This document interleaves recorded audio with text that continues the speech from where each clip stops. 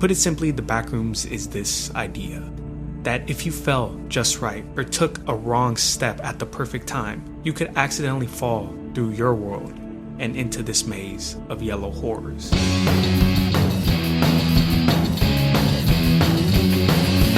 Junk food supper. Junk food supper. Junk food supper. Junk food supper. Junk food supper. Junk food supper. Junk food supper. Junk food supper. Junk food Junk supper. food supper. Junk food supper. Junk food supper. Junk food supper. Junk food supper. Junk food. Welcome to the Junk Food Backrooms. This is the podcast where we slip and fall into like a wall, and we just find ourselves lost in a maze of weird movies that you might find on the internet or in video stores, things like that.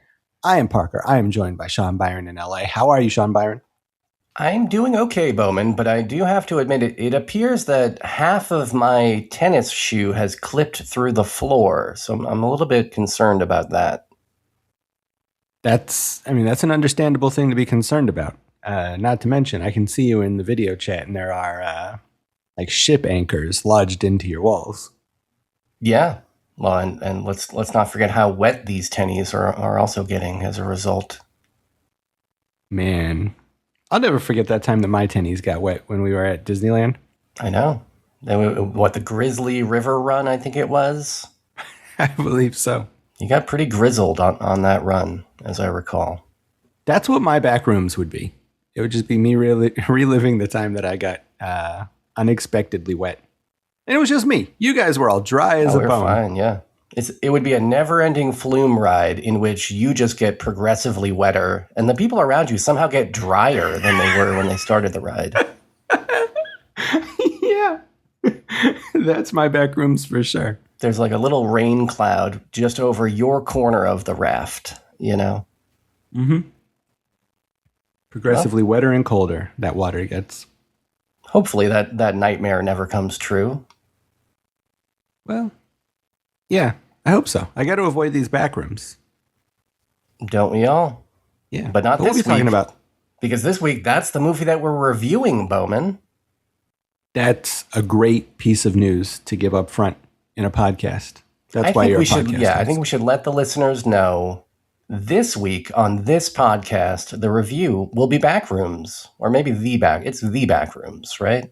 Oh no, it's just Backrooms. Oh, is it just Backrooms? Okay. Well, then I my notes are completely invalid then because I denoted that wrong. Throw those notes out. Yeah, I probably should. I mean, if I denoted that wrong, what else did I denote incorrectly? You got just the entire plot summary wrong. Yeah, it's got all these definite articles in it that I don't even need. Yeah. But, I mean, you can see how I was fooled, Bowman. They told me this is the definite article. And I'm like, all right, so I guess I definitely need it. But turns out, no. Yeah. Well, also, I think the short room is called the Backrooms. So they're really kind of like just trying to confuse people on purpose, I think. Yeah. Well, maybe this was some kind of copyright evasion thing. Maybe they didn't want to pay the owners of the original JPEG. So they changed the name slightly.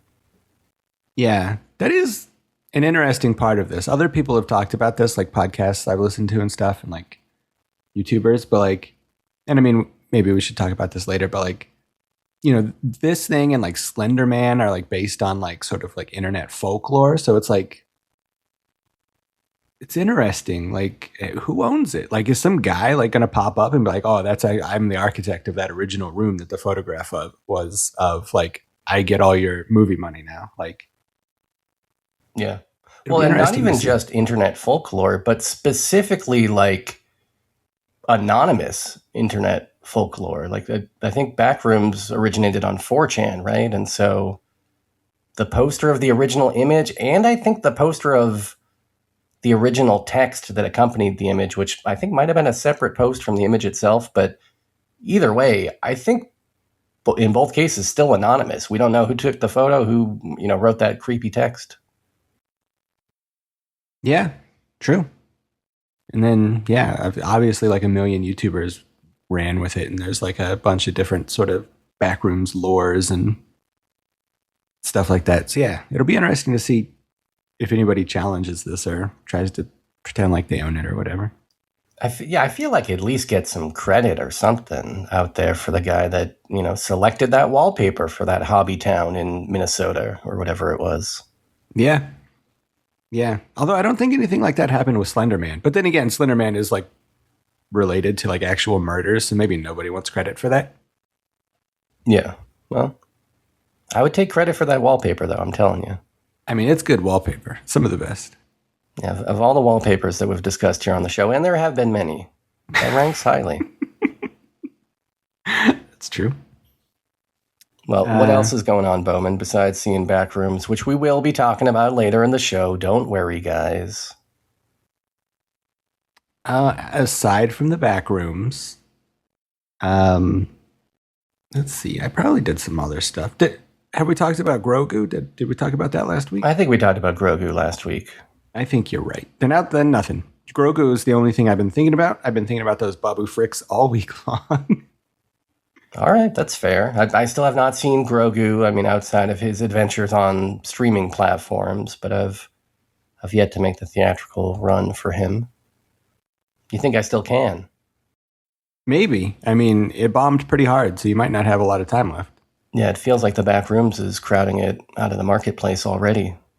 Yeah, Backrooms and Obsession, which is a tiny little horror movie that did better in its second week of release and did better in its third week. Yeah, which has like maybe never happened outside of, staggered releases where they're really blowing up the theater count week to week. Like this is pretty unprecedented, I think. I think so. I think like possibly Sinners did it, but I think before that it was like maybe something like Pirates of the Caribbean or like something like this. Yeah, this is not a thing that happens in modern cinema going. Like, yeah, this was kind of like an old school thing when like movies would open up in different markets or whatever. But like in this, age of like everybody who's interested goes opening night so that they can make TikToks and spoil it. Like, yeah, a movie doing better in its third week. And running a fucking Star Wars movie out of the theaters is pretty fucking wild. Yeah, it's not like we're in, year one of COVID and there's no competition and, oh, wow, isn't it weird that this indie movie did really well? It's like, no, you're actually running up against the start of the summer blockbuster season with the studio's heaviest hitters, and somehow you managed to do this well. It's pretty incredible. Yeah. Yeah, Star Wars is out there. I think Mario's still in theaters. I mean, not that those are like necessarily the same audiences. I mean, I guess for Star Wars it is. I mean, Star Wars is aimed for, the teens and preteens that are probably seeing Obsession. But I mean, to some degree. But like, yeah, I love it. I like that movies are doing well, especially little tiny baby movies by little tiny baby filmmakers. I like it a great deal. Well, maybe what? Maybe with all these YouTubers getting their chance on the big screen, maybe our John Landis movie will get picked up by A24. Oh, I would love that, because I did spend this past weekend plastering the city of Pasadena with John Landis wanted posters, and in the hopes that it would draw attention to the short film that I made about the murders that John Landis committed. And also maybe just to give people a smile, give people a little chuckle as they walked by this, semi-comedic John Landis wanted poster. I didn't really get too much of a response from it, though. I'm sad to report. Like online, you mean? Like no new comments, or like people in real life like weren't, talking it up, or like where was the response? Like, or where was the lack of response, I guess? Well, I mean, I like I said, I was flyering all over Pasadena, but the big one that I expected the most traction from was this flyer that I put like right in the primo spot on a light post where the big ass line to get into the convention is. So people are standing there for hours at a time. Thousands of people are walking by this thing, and I'm expecting, okay, people are going to get interested in this thing. And I would go over to that, during the convention every few hours. I would do a little lap and just walk by that sign. I never saw anybody taking photos of it. I never saw anybody like pointing at it and telling their friend to look at it. Nothing like this was happening, Bowman. Well, you should have incorporated the back rooms into it in some way.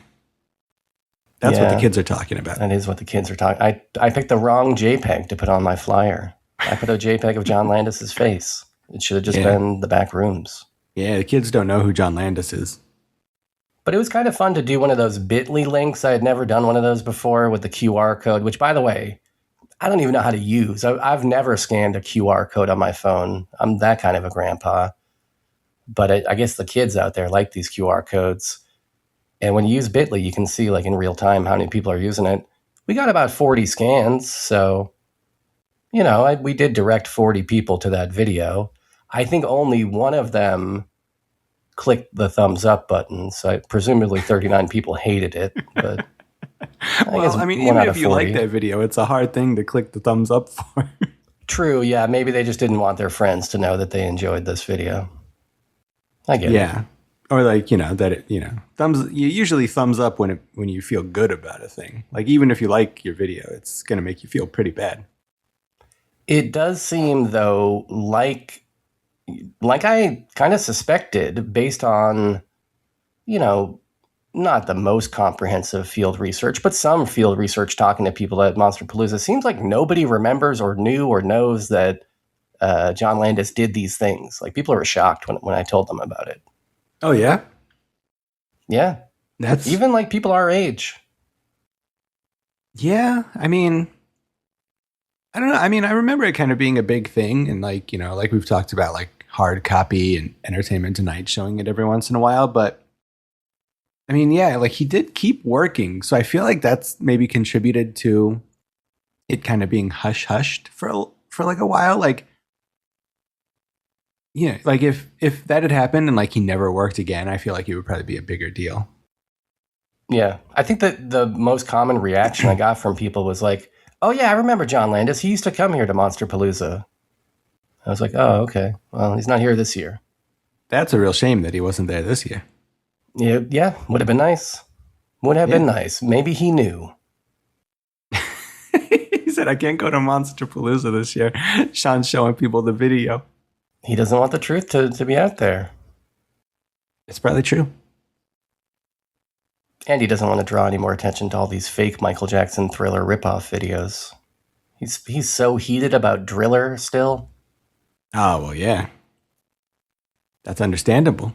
Somebody made a Thriller that's much more erotic than his own. It's true. People said it couldn't be done, but the porno industry of 1985 found a way. Yeah, they always do. Oh, thank God for that. Mm-hmm. Yeah. Well, how was Monsterpalooza otherwise? All of your wife's things looked cool. I saw them a little bit in the videos and stuff, and like they looked very fun. Oh, thanks. Yeah, we sold every single piece. We're now millionaires, and we're going to retire on a private island. Okay. So it was a full success. I've heard that there's a private island out there that's recently been put up for sale. Well, maybe it won't be so private. We can retire on a public island. Just one of the well-known islands everybody's familiar with. There's no shady business on the islands that we're going to. Okay, yeah, you need a good island. Good, nice, wholesome island. Yeah, we'll do Oahu. Is that good? People like that one? No That's problems a good one. there? Okay. But no, it was fun. It's you don't, shocking news, but you don't make $1 million at these conventions. It is a ton of work. You don't get much sleep. You do have to deal with a lot of just annoying questions and babysitting kids who look like they're going to knock over all your sculptures because their parents aren't even watching them. All these kinds of things. But at the end of the day, it was worth it. Yeah. We put some funny sculptures in people's hands, and so that's a good thing. Yeah, I agree. Were there any like cool like guys made out of vegetables or like cowboy chickens or anything that were sold? Any of those classics? Or you got new stuff now? Yeah, I think it was mostly new stuff. She was selling a poker playing possum. People liked him. Okay. All kinds of guys. little Japanese yokai guys, the little Japanese slipper yokai, all that kind of stuff. Oh, yeah, I like those yokais. She had a Native American turkey that, thankfully, we didn't get canceled over, There was a little bit of concern of like, are we co-opting here? Can we do this in 2026? Can we pay tribute to Native American culture? Seems like it was fine. Okay. I think you're allowed. It was a loving tribute. Yeah. As long as you do it with peace and love. Peace and love. Yeah. It's not like, we're not trying to make a career out of it or nothing. We're not over here being the, shedding a tear at the trash in the lake Native American guy that's actually a Italian dude. We're not doing anything like that, Let us make this one turkey sculpture. It's fun. Now, but what if the person who buys the turkey sculpture, they tell all their friends that it's actually an Italian guy pretending? Like, would that be like could you get like secondhand canceled for that, do you think? If it brings us further fame and or infamy, I'm okay with it. My wife, sense. Who does all the work and it's all her stuff, I can't speak for her, but I just did. Okay. That's understandable. And did you see any fun monsters? I saw that there was like Sesame Street guys. Oh yeah, in the Monster Museum, they had a little Jim Henson display, which was cool. That they had Oscar the Grouch and all the monstery type Muppets. Trying to think, I feel like the most popular costume is still Art the Clown. There are so many Art the Clowns, different variations of Art the Clown. Probably helped by the fact that the director of Terrifier and a bunch of the actors were there, so. People, wanted to pose with them in photos and stuff. But yeah, I actually saw at one point the director of Terrifier trying to make his way through the hallway, presumably just trying to go to the bathroom or something, and being hounded by no less than a dozen Art the Clowns just trailing him, asking for photos. And it seemed like a hell that this guy has signed himself up for. Yeah. But I mean, speaking of, new voices in, horror and genre pictures. The Terrifier movies are just little Indiegogo backed independent things that have become huge. Like I see Art the Clown shirts for sale in Walmart and stuff. And I mean, this is an NC-17 like an indie movie. Yeah. Yeah. That is another surprising development, Post-COVID, I feel like all bets are off in the marketplace. Yeah, it's pretty wild. It's kind of it kind of reminds me of when Kurt Cobain and died and Soundgarden broke up and grunge went away and suddenly there was a musical vacuum where electronic dance music became sort of mainstream, swing music became popular, ska became popular, boy bands came back. It was the music industry had no idea what to do in the wake of Kurt Cobain's death. That kind of is how it feels with movies in the wake of COVID. It's just nobody has any idea what, the old shit doesn't work. And, let's just throw a bunch of shit at the wall and see what works. What's going to happen here? Yeah. A Minecraft movie is going to be the biggest movie of all time. And a movie based on a YouTube short. Yeah. These are the biggest movies of all time now. Yeah, or even Super Mario. It's hey, remember that video game adaptation that we made 20 plus years ago that was thought to be the worst movie of all time? Well, we'll do it again, and now it's going to be one of the most loved movies of all time. Yeah, exactly. Yeah, meanwhile, Star Wars and Marvel movies and Fast and the Furious movies are all tanking and yeah. People are probably committing suicide over it, executives and stuff. Pretty wild stuff.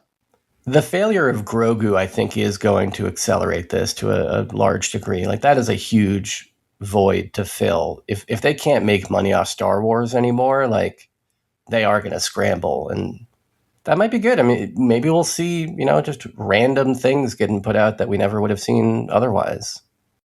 Yeah. I'm hoping that will be the thing where it's instead of spending $400 million on one movie, studios will spend 400 million on 30 movies, and we'll just get like all kinds of random, weird, different things. Like that's the hope. I mean, Disney sits on so many properties. If they just want to go through their list of stuff that hasn't yet seen a theatrical feature and try their hand at those, like the stuff that they already own, I wouldn't mind to see like a Darkwing Duck movie, or, like there's just so many things of like, why not just try it, see if it works. Yeah. Man, I think a Darkwing Duck movie would do numbers. I mean, so many people have nostalgia for that guy, I feel like. Rescue Rangers worked, and, people like Batman, so why not a Darkwing Duck movie? Yeah. Yeah. Why not? Like, what if we combined, though, like, what if they were to combine, say, like, professional wrestling with the Backrooms? Like, you think that something like that could work? I think it could work. In fact, I think it has worked in the past. I think it worked on August 21st, 2003 in Karakin Hall in Tokyo, Japan. I think that's the only time that it ever worked, Bowman, was that one time. That could be. That very well could be. Well, that could be, because we will be now entering our first segment of the show in which we're going to be doing a commentary for the Big Japan Pro Wrestling Great Kojika's House Death Match from 2003, like I mentioned. It's an exciting event that Great Kojika, the co-founder of BJW, and I think currently the oldest wrestler alive. Dude's like 84 years old and still wrestling today in 2026. He put on this event at Karakin Hall where they built a house, and then they let a bunch of wrestlers, deathmatch wrestlers from BJW, have matches in it and kind of destroy the house as they went along. And I'm kind of proposing here, and I mentioned this to Bowman off air before the show, it's maybe the most Backrooms-esque wrestling match you'll ever see in your life.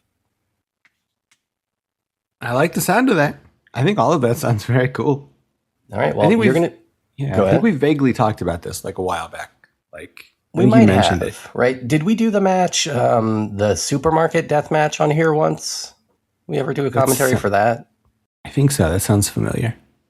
Where they went around like a little shopping plaza and destroyed a supermarket.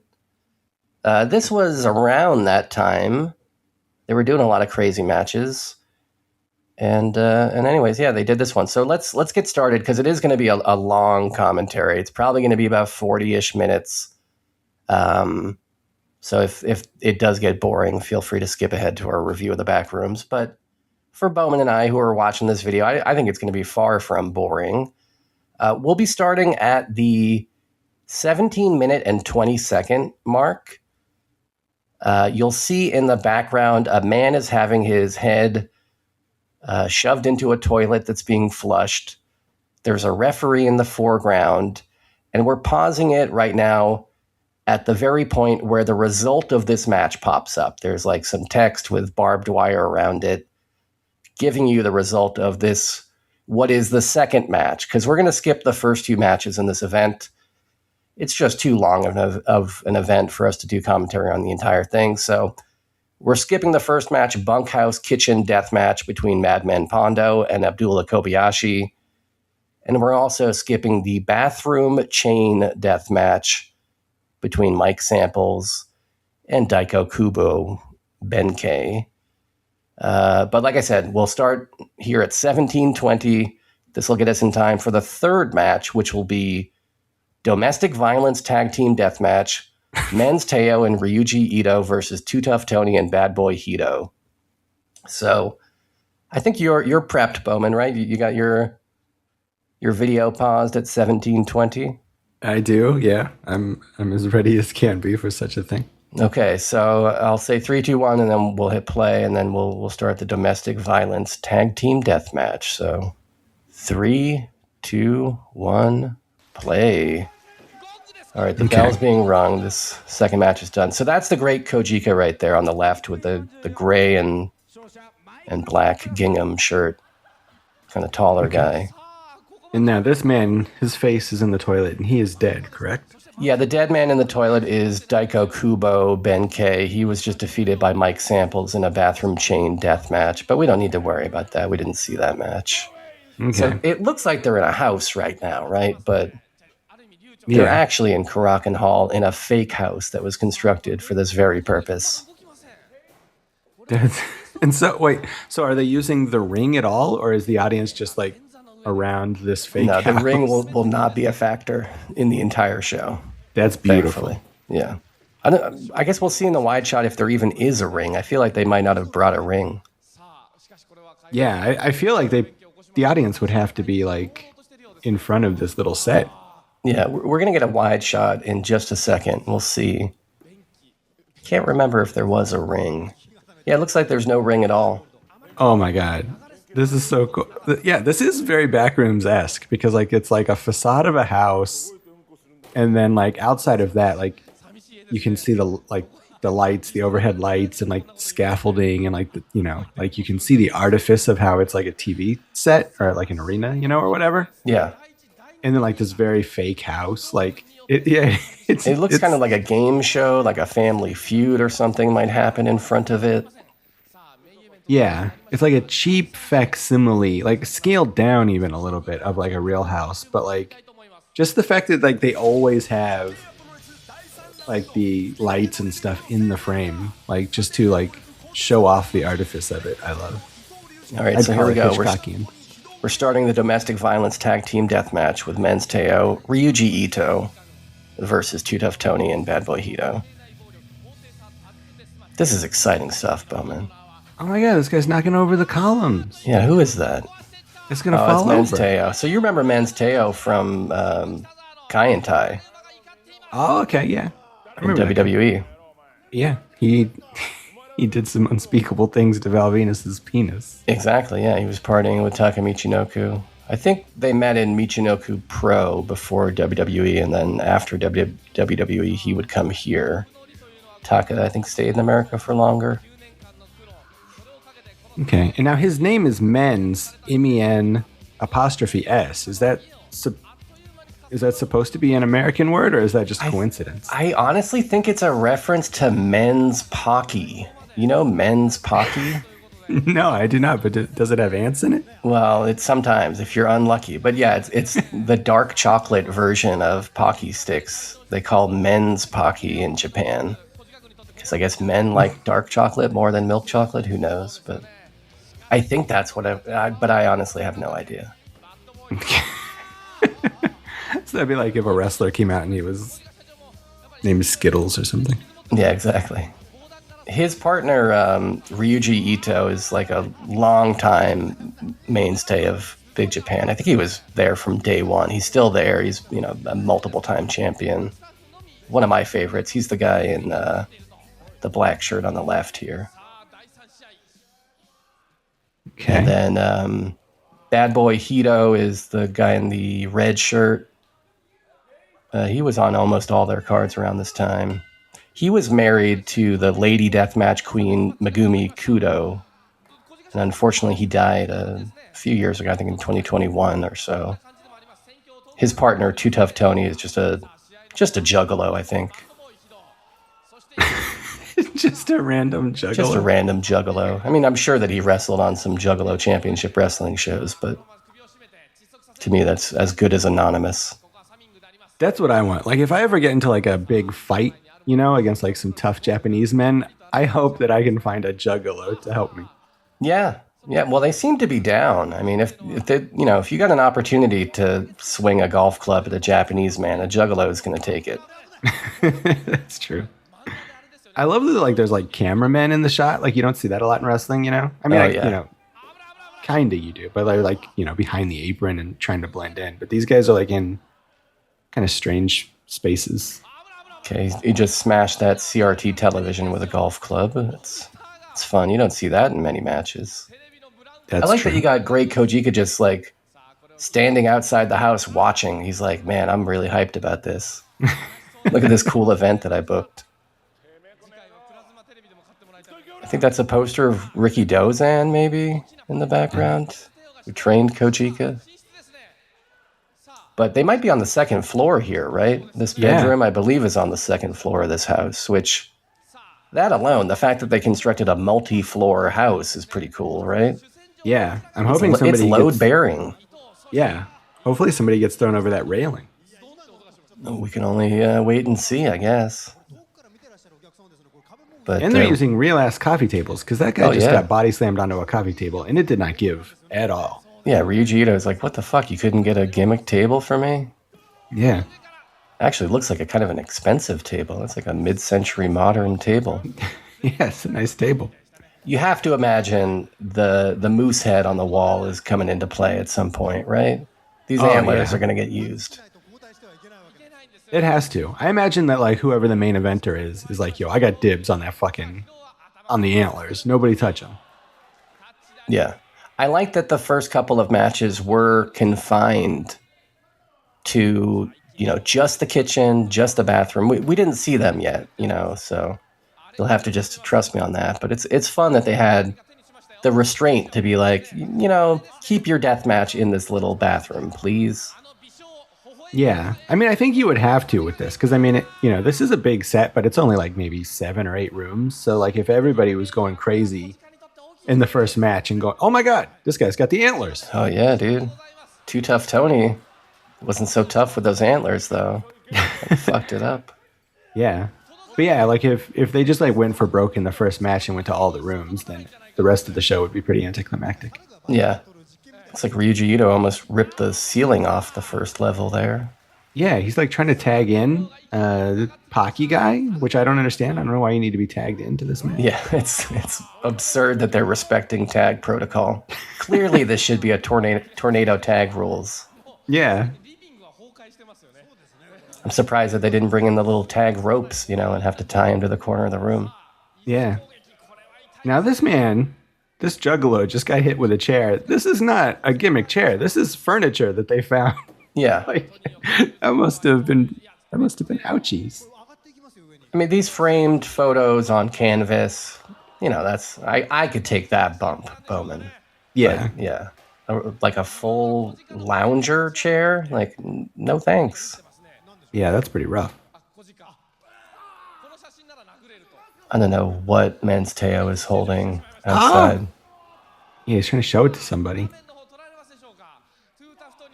Oh, he's got underwear? He found some underwear in the drawer? Some drawers in the drawer? I love that he had to show the audience the underpants so that it would register.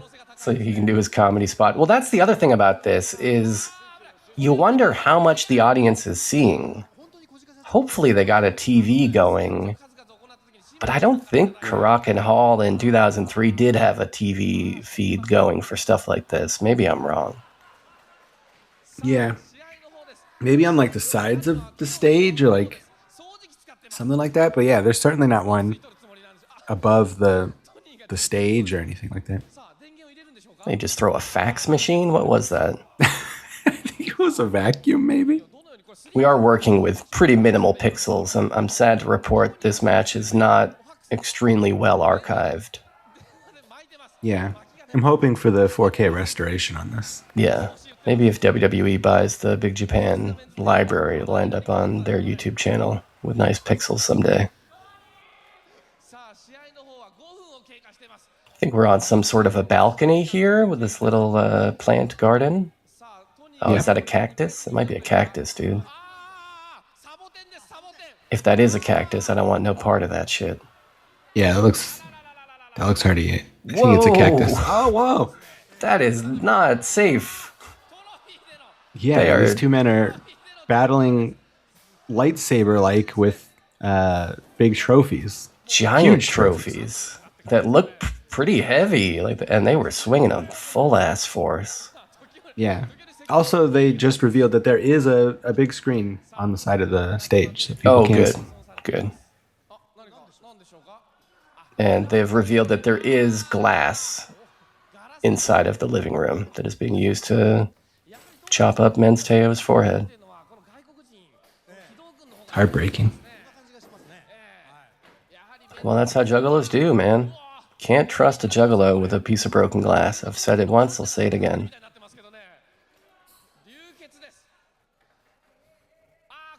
Oh, disrespectful. You can't destroy a photo of Ricky Dozan. That's how you get the most heat in Japan.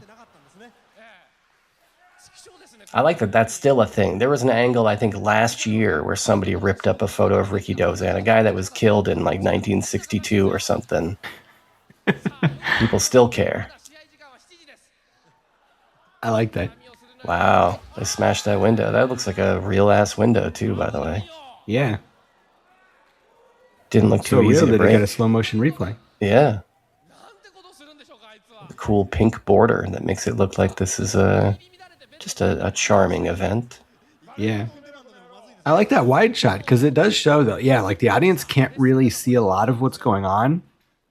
But yeah, like when somebody breaks one of the windows, like that's probably pretty exciting. Cause like you're pretty much just like kind of hearing people get murdered and then all of a sudden a window breaks. Like, I mean, this probably isn't like the most exciting thing to be in the audience for, but like those are probably moments where you're like, oh shit, what just happened? Like the window broke. Yeah, they're missing all these spots where men are lifting each other up and trying to ram the top of their heads into the ceiling of the bedroom. Oh no, that railing's coming down. Oh, that railing totally went down. How many more matches are after this? Because these men are destroying this house. These juggalos. There's just one more match after this. Okay, then yeah. Yeah, there's not going to be much of a house left at the end of this event. Yeah. I like that there's a garden outside. Yeah, they just threw like a washing machine down or something. Whatever that was looked huge and heavy, but the camera didn't even really catch it. Yeah. I like that, yeah, this balcony here. Like, that's probably the prime place to be. At least while they ruin this garden. Oh, yeah. You're talking about the fans across the way? Yeah, they got a good vantage point. That's like the kind of secret fan club area of Karakin Hall. I don't even know how you get up there, but I've always wanted to go up there.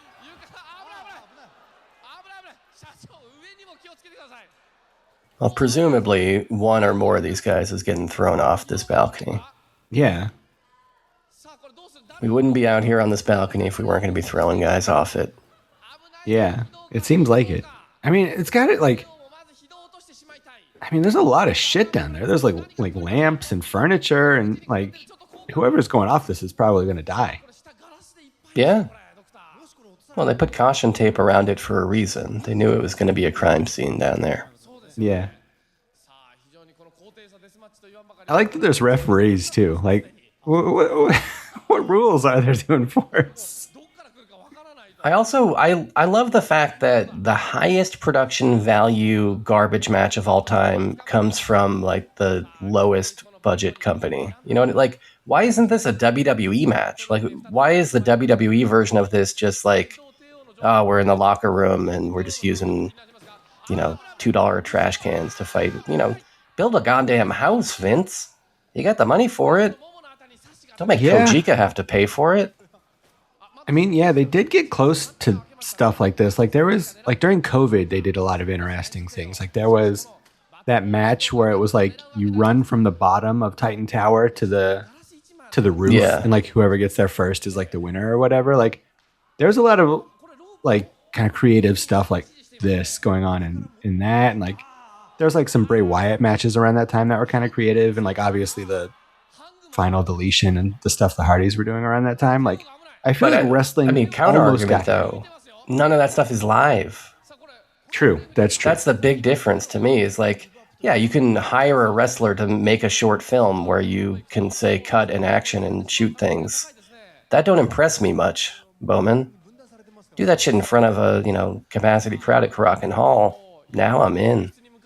Yeah, I think you're right.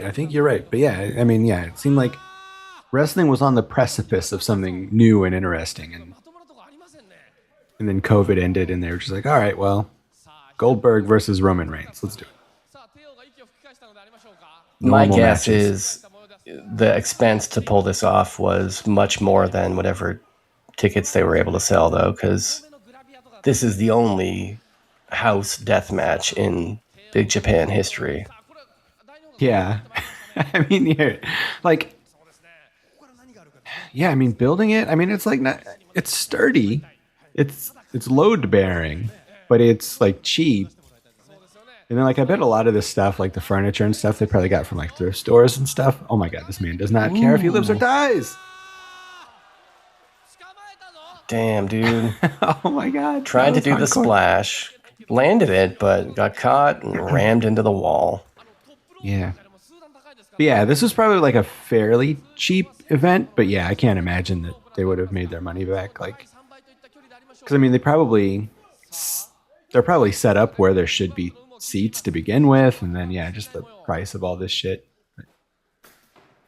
Yeah, the other thing about Caracan Hall, if you've ever been there, this is not like a stadium on the edge of town scenario.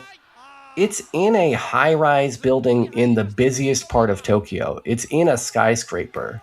It's just on the 7th floor of this little skyscraper building there with tiny elevators. Like, it's the fact that they were even able to transport this stuff up into the building surprises me, you know? Yeah. That's a good point. This match is like, you know, when you're like 10 years old and you're wrestling with your friends in the living room and you're like choke slamming them on the couch and stuff. This is what it looks like in your head while that's happening. But real. Exactly. All right. The ref almost had a 3 count there, right? Looks like that was just a 2 count, I believe. Yeah, I think so. But we're getting near the false finishes here, so we could be nearing a pinfall. Yeah. I like that this little guy tried to pick up that furniture and almost tipped over. It's heavy. Well, they're probably exhausted from turning this entire house inside out while Kojika just kind of creepily stares at them. Yeah. I mean, this is like 15, almost 20 minutes into the match. Oh, I used to have that Texas Chainsaw Massacre shirt that Too Tough Tony is wearing. I almost called him nice Bad shirt. Boy Hito. He's pouring liquor on this man. Yeah, why not? If you're done drinking it, might as well get some use out of it. Yeah. Yeah, that used to be a living room that they're standing in. Not much of a living room anymore.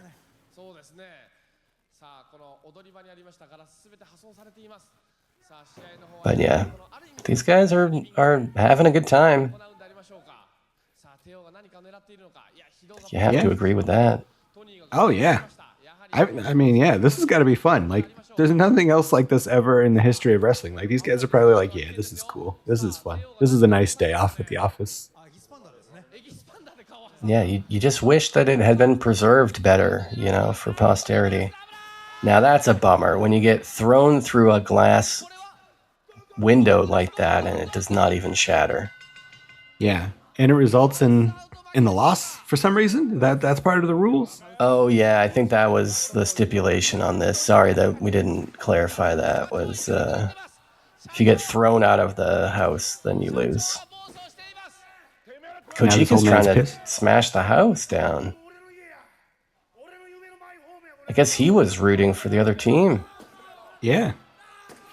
He wanted Teo and Nito to win. Bad Boy Hito's like, dude, don't break this house. I love this house. I've come to fall in love with this house, and I want to live here now. Please don't take this house away from me. That is actually what happened there, is they've agreed to resume the match now for ownership of the house. Is that true? Yeah. How can you own such a house? It's a set. Well, you know, if you love it enough, I think you could do anything. Well, that's true. But this guy's got to get his urn with his grandma's ashes out of the house. Kojika needs his urn. Hito does not give a shit. Whoa! but then it did. Yeah. I was going to say, it must be well made to not have shattered. But yeah, once it hit the linoleum. It was well made to shatter at exactly the right time in front of people's feet. Yeah. Kojika can't believe it, man. He's like, I can't even find the ashes of Granny in here. But I'm sure that his grandmother would have been happy knowing that her ashes would be stomped into the wooden floor of Caracan Hall, you know? by a bunch of garbage wrestlers and juggalos.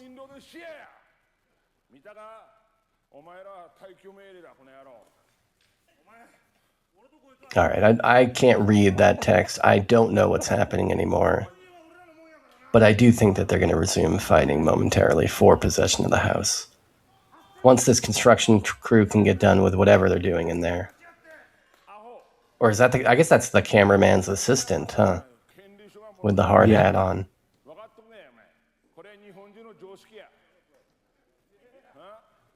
But Kojika clearly pissed about the loss of that urn. And you would have to think that means he's going to be glaring at the wrestlers even more during the next match. Now, do you think this house is Backrooms-esque? I do, yeah. It's got man. Like strange physics to it that should not exist, you know? It's like built here and in the middle of a gymnasium, which is in the middle of a skyscraper. Like, yeah, this is very Backrooms-esque. You've got a man with a fish walking around for no reason.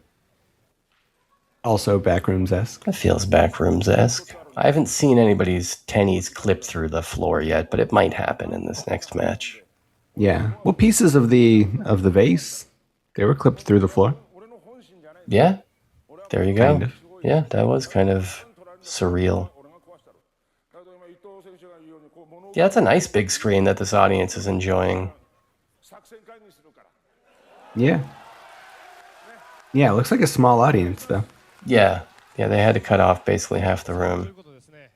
All right, we've got a cleanup session. We've got some brooms. The wrestlers got some brooms, you know, as you normally see in a wrestling show. Mm-hmm. I don't know what kind of cleanup they're going to really actually do before this match.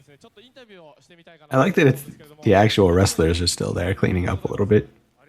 Oh, we got a little interview, short little interview, I guess, with Bad Boy Hito. I like that this guy's shirt says "too evil," but the "two" is spelled TWO. Oh, yeah. That's kind of cool. That's kind of clever. Yeah. It's a nice pun, I suppose.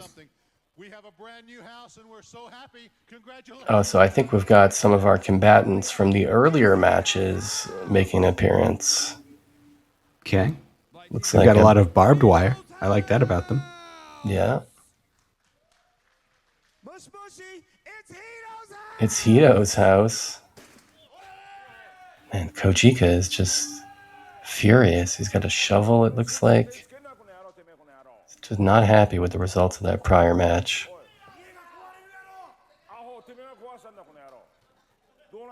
Now, how much time did you spend as a kid wrestling in backyards or even just jumping off, the back of your bed? A good amount. Me and my brother wrestled a lot as kids. He jumped on me one time and broke my arm. Oh, no. He was an unsafe worker. Yeah, that's not good. Yeah, we called him the Nia Jax of the neighborhood. And then after that, yeah, like in my first apartment, like we would wrestle all the time. Me and my friend Jono and some other kids, like we would just like some of our other friends who weren't into wrestling would just like sit around and smoke weed and watch me and Jono wrestle, which was a lot of fun. And yeah, sometimes we would just like wander around town wrestling. Like we'd walk into like laundromats and just start wrestling in the laundromat and stuff, since they were always like open and empty. I like that, yeah. Having a worked match in public where the audience doesn't know that it's a work. Yeah, we would do a lot of that, like start wrestling in Kroger and stuff, and then until, it looked like the employees were going to call the cops. Yeah. There's only so many canisters of yogurt that you can powerbomb your friend into before the cops get involved, sadly. Yeah. All right, well, now we've got an expanded match here. The events of the past couple minutes, of which I can't fully explain because I don't speak the language, have somehow led to the prior participants in the show teaming up, and now this is a larger match. This is going to be the House Annihilation 8-man tag team death match On one side, you got Too Tough Tony, Bad Boy Hito, Madman Pondo, and Mike Samples. The other side, Abdullah Kobayashi, Daiko Kubo, Benkei, Men's Teo, and Ryuji Ito. And presumably at the end of this match, this house will be annihilated. I would think so. Especially with Madman Pondo involved. This son of a bitch was one of the best wrestlers in all of the ICP backyard wrestling video game franchise. Oh, yeah. Yeah, he is another juggalo. Mm-hmm. And then you got Mike Samples, who I think is just an indie guy. Sub-juggalo, I suppose. But Abdullah Kobayashi, one of the all-time great Abdullah the Butcher ripoffs, I would say. And still going. Him and Ryuji Ito are both still like champion level guys in Big Japan. Yeah. It's going to sound like I'm exaggerating, but I'm looking right now. Dude has had, this Abdullah guy, the fat dude, has had 11 light bulb death matches in the past 2 months. He's 50 years old. So. Okay, so now this man is being attacked with a fucking sword. This is getting out of hand. Yeah. Well, I mean, it was on the wall in the house, I presume, right? So it is fair game. It's not like he brought that sword on his own or anything. I mean, that guy almost broke his ankle tripping over that razor scooter. That was real dangerous. Now the sword is impaled in the side of the house. Oh, yeah. How did that even happen? He threw it up into the wall? Yeah. That seems dangerous to be throwing a sword in public like that. I agree. Or throwing a bicycle like that. Hopefully somebody rides this bike aggressively into somebody else. That's what I want to see in any wrestling match. I don't want to see you just roll it onto somebody. That was the stupidest shit ever.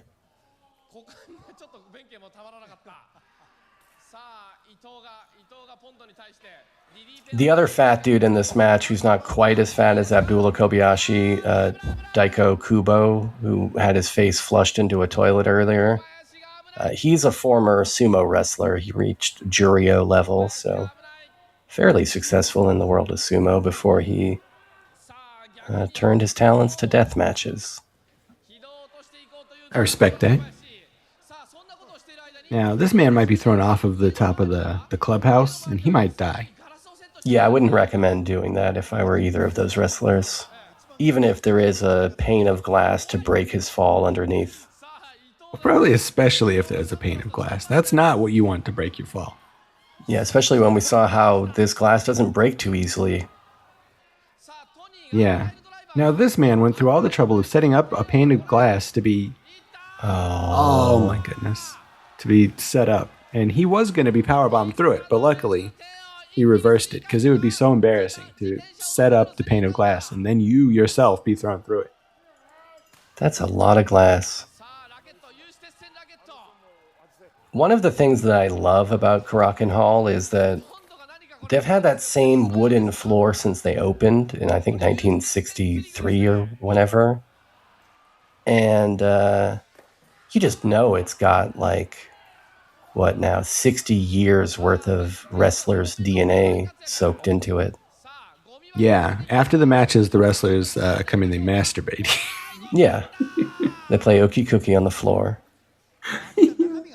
That's one of my favorite things about Japanese wrestling, is how after the matches, they all respect the sport by jacking off a little. Well, it's no mistake that this event, and in fact, all of Big Japan's events are sponsored by Soft On Demand, the #1 porno company in Japan. Okay, that makes sense. An event this great could have only been funded with porno money from Japan. Mm-hmm. Yeah, this is getting rather chaotic, Bowman. I guess I don't know what I should have expected, but is this wrestling anymore? No, I mean, this guy's just breaking the TV. I don't understand how that's going to help him win the match. And the other guy's like, no, give me that. I want to break the TV. Yeah, this is not wrestling. Like, what are they doing? Meanwhile, Men's Teo looks like he might have lost an eyeball somewhere in the fracas. And the camera wasn't even pointed at him. His eye is bleeding profusely. I like that there's like a little line on the floor, like in front of the chairs, like that signifies like, hey, audience members, if you cross this line, you might die. And they respect that kind of a line in Japan. Yeah. I think maybe we've gotten to the reason behind why there was never another match like this, is these guys aren't even fighting each other. They're just breaking the house now. Like, very disrespectful. Yeah, well, I mean, but the referee to help. You would do the same, right? If they give you this kind of house, you're gonna break it. I mean, well, yeah. I mean, it's too obviously great a temptation. You would, but like, yeah, you don't have to build two of these things. That was preposterous, though, that he got the ref involved. Yeah, I love that. I don't think I've ever seen anything like that before. He's just smashing this column now. He's throwing another column. And yeah, the columns are clearly made out of cardboard, but still. Yeah. I like that the one guy has like a fishing pole with like barbed wire on it or something. Yeah, he's trying to catch some deathmatch fishies, I guess. Catch some piranhas. Yeah. Oh, this guy's got a guitar with barbed wire. Yeah. So like, would this have aired on, is this like a pay-per-view or would this have aired on TV or like what? Like, where would people have seen this? It aired on Samurai TV, which I think was an over-the-air network that maybe you had to pay for, like an HBO kind of a deal, you know? Okay. I guess maybe not over-the-air, but, you know, like, I think you paid for the channel and not the event. I could be wrong on that. Definitely it was available as a home video later.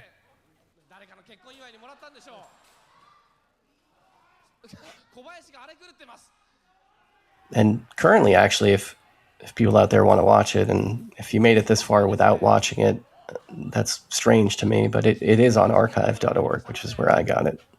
Mm-hmm, mm-hmm. We'll probably post a link if it's not already there in the Discord. Yeah, we'll do that. All right, we got Men's Teo roaming around the audience now, climbing up the bleachers.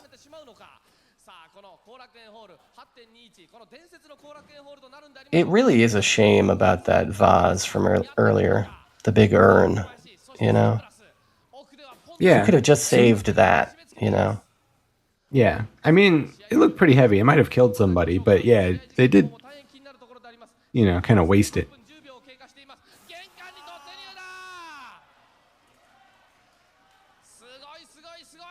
Yeah, these nearly broke through that door. That looked kind of gnarly. Yeah, that looks like a real ass door, like a real steel door that they're breaking their bones on now. Ooh, damn. I'm going to hit you with a plant, but I'm going to do it really hard. I kind of like these shots in these garbage matches where it's a weapon that probably doesn't hurt, but the guy just gives it all his effort, you know? Yeah. It's fun. I like that there's one guy up on the balcony who's like trying to break like the awning of the front door now. Like he's not even up there fighting anybody. He's just trying to break the house more. It's the house annihilation match. That's what's got to be done. At a certain point, though, it does look dangerous that he might be destroying load-bearing parts of the structure. Yeah, that is true. And he's up there on top of it. I'm like, as much as I want to see this house get destroyed, I don't know that I want to see it collapse on top of somebody. Yeah.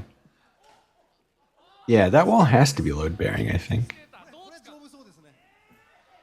What's Abdullah got? A planter? A bucket? Yeah. I think that the TV screen here for the audience is showing a different feed from what we're seeing, which is interesting. I think so.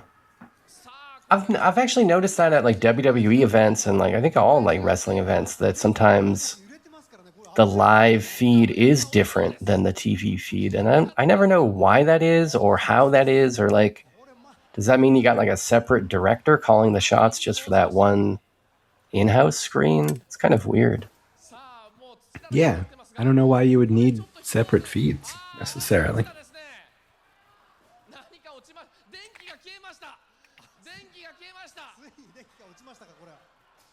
Something just got thrown at that man's head at full speed.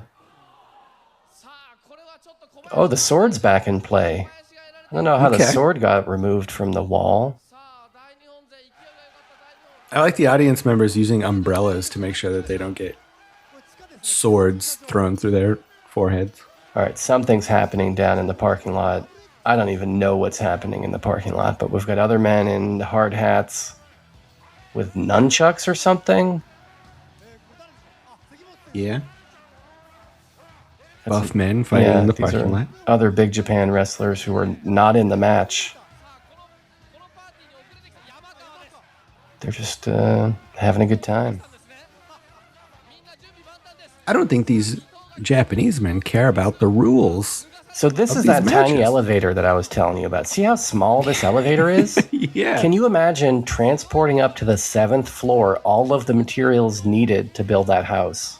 There's got to be, maybe there's like another elevator that I don't know about in the back that's bigger, but either way, this is not the right environment to be constructing a house for a death match. Yeah. Those tiny little elevators are like how all the audience members and stuff get up there? Well, mostly they take the stairs, but if you can't take the stairs, yeah, you take the elevator. I forgot that the Japanese weren't active people. My American stairs. brain just defaulted to the everybody going up the elevator. You take 7 flights of stairs when you want to see wrestling in Japan. At a minimum. If you go to Shinjuku Face, you might be doing like 12 flights of stairs. Now we got a cowboy guy? Yeah, they've some kind of cowboy. I don't know. He's some dude, Japanese dude, was a big fan of Dory Funk or whatever. He put on a cowboy hat. Or is it a real cowboy? I don't even know. Looks like he's got blonde hair, so maybe he is. Oh no, he's a Japanese guy. Yeah. He rushed in. He looked like he was going to attack somebody, and then he just got beat the fuck up. He's pretty fucking late to the match. To be honest, I mean, not to spoil it, but the match is about to end. Yeah. I don't know why you guys showed up so damn late. Because they are the construction crew or the demolition crew. Yeah. So, like, the 8 men that were just in this match, like, they weren't destructive enough to destroy the house. So, like, the promoter had to, like, call some buddies real quick. I need some extra men. I mean, these wrestlers, they made the mistake of trying to wrestle each other instead of focusing solely on the house. So, they got tuckered out. So we got some fresh boys in here. They're going to focus on what's really important, which is smashing up this house. Yeah. Now, hopefully the other wrestlers are able to exit the house before it completely topples over. Whoa! Yeah. Oh my God! They just threw like an armoire or something, like a dresser. What is that? It's huge. It's like an armoire, maybe a refrigerator, like over the top. Yeah, and that brought down part of the house, and I feel like it came danger close to the audience, whom it would have murdered. Yeah, that and like, I mean, from the vantage point of the people throwing the thing, like they couldn't see if anybody was underneath the balcony. No, not at all. I'm starting to think that they didn't really think about safety when putting this match together. It's starting to feel that way. Maybe this was not the best idea in the world. But yes, this is a pretty active demolition scene we've got going on here. We've got an audience of 2,000 people seated and watching. Just, normal thing. It's a very normal event. This qualifies as entertainment. Yeah. All the audience members are standing up now. Yeah, to be fair, they are standing, yeah. They don't want to miss the moment where a man gets crushed to death by a house. Yeah. The moment where you find out why this tape is not more well preserved, why more people haven't seen this, is because somebody did die in the match. Yeah. This guy just tried to throw like a hammer, like willy-nilly, that could have bounced onto somebody's head. Yeah, and it did like bounce off the wall. Luckily didn't cream anybody, but nearly did. Only about a third of these guys have hard hats. Yeah. Yeah, cowboy's blonde hair is not going to protect him. I guess that's the frame of a bed? Oh, yeah, it is, huh? Yeah. What the hell? Looks like a pretty nice bed frame too. I would like to think that nearly everyone in this audience took a little piece of the house home as a souvenir, you know, like taking a piece of the Berlin Wall or whatever. Yeah.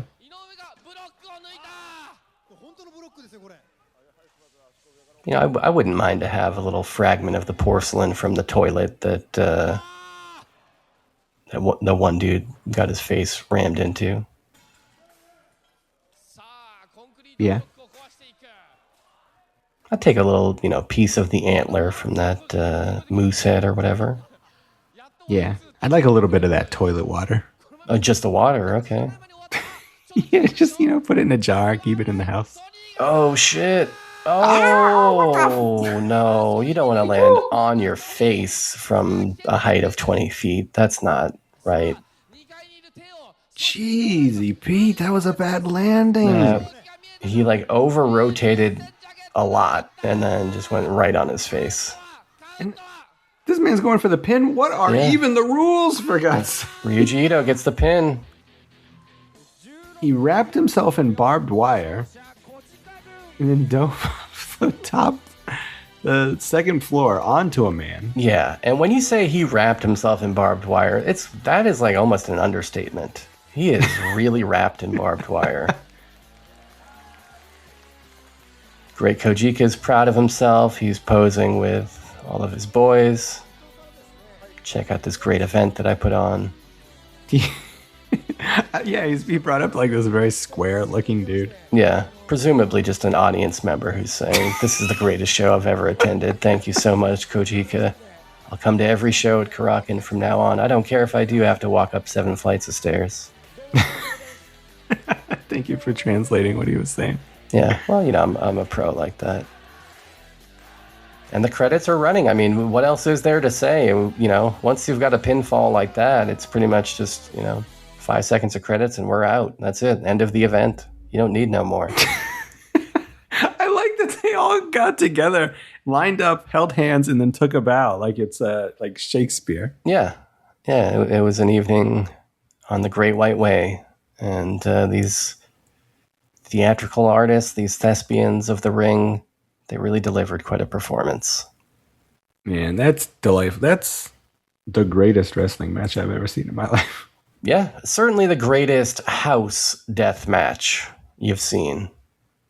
Yeah, in your life. Absolutely. That's 100% true. And one of the more backroomsy matches probably ever devised. Yeah. Now, I lied earlier when I said that this was the only house death match.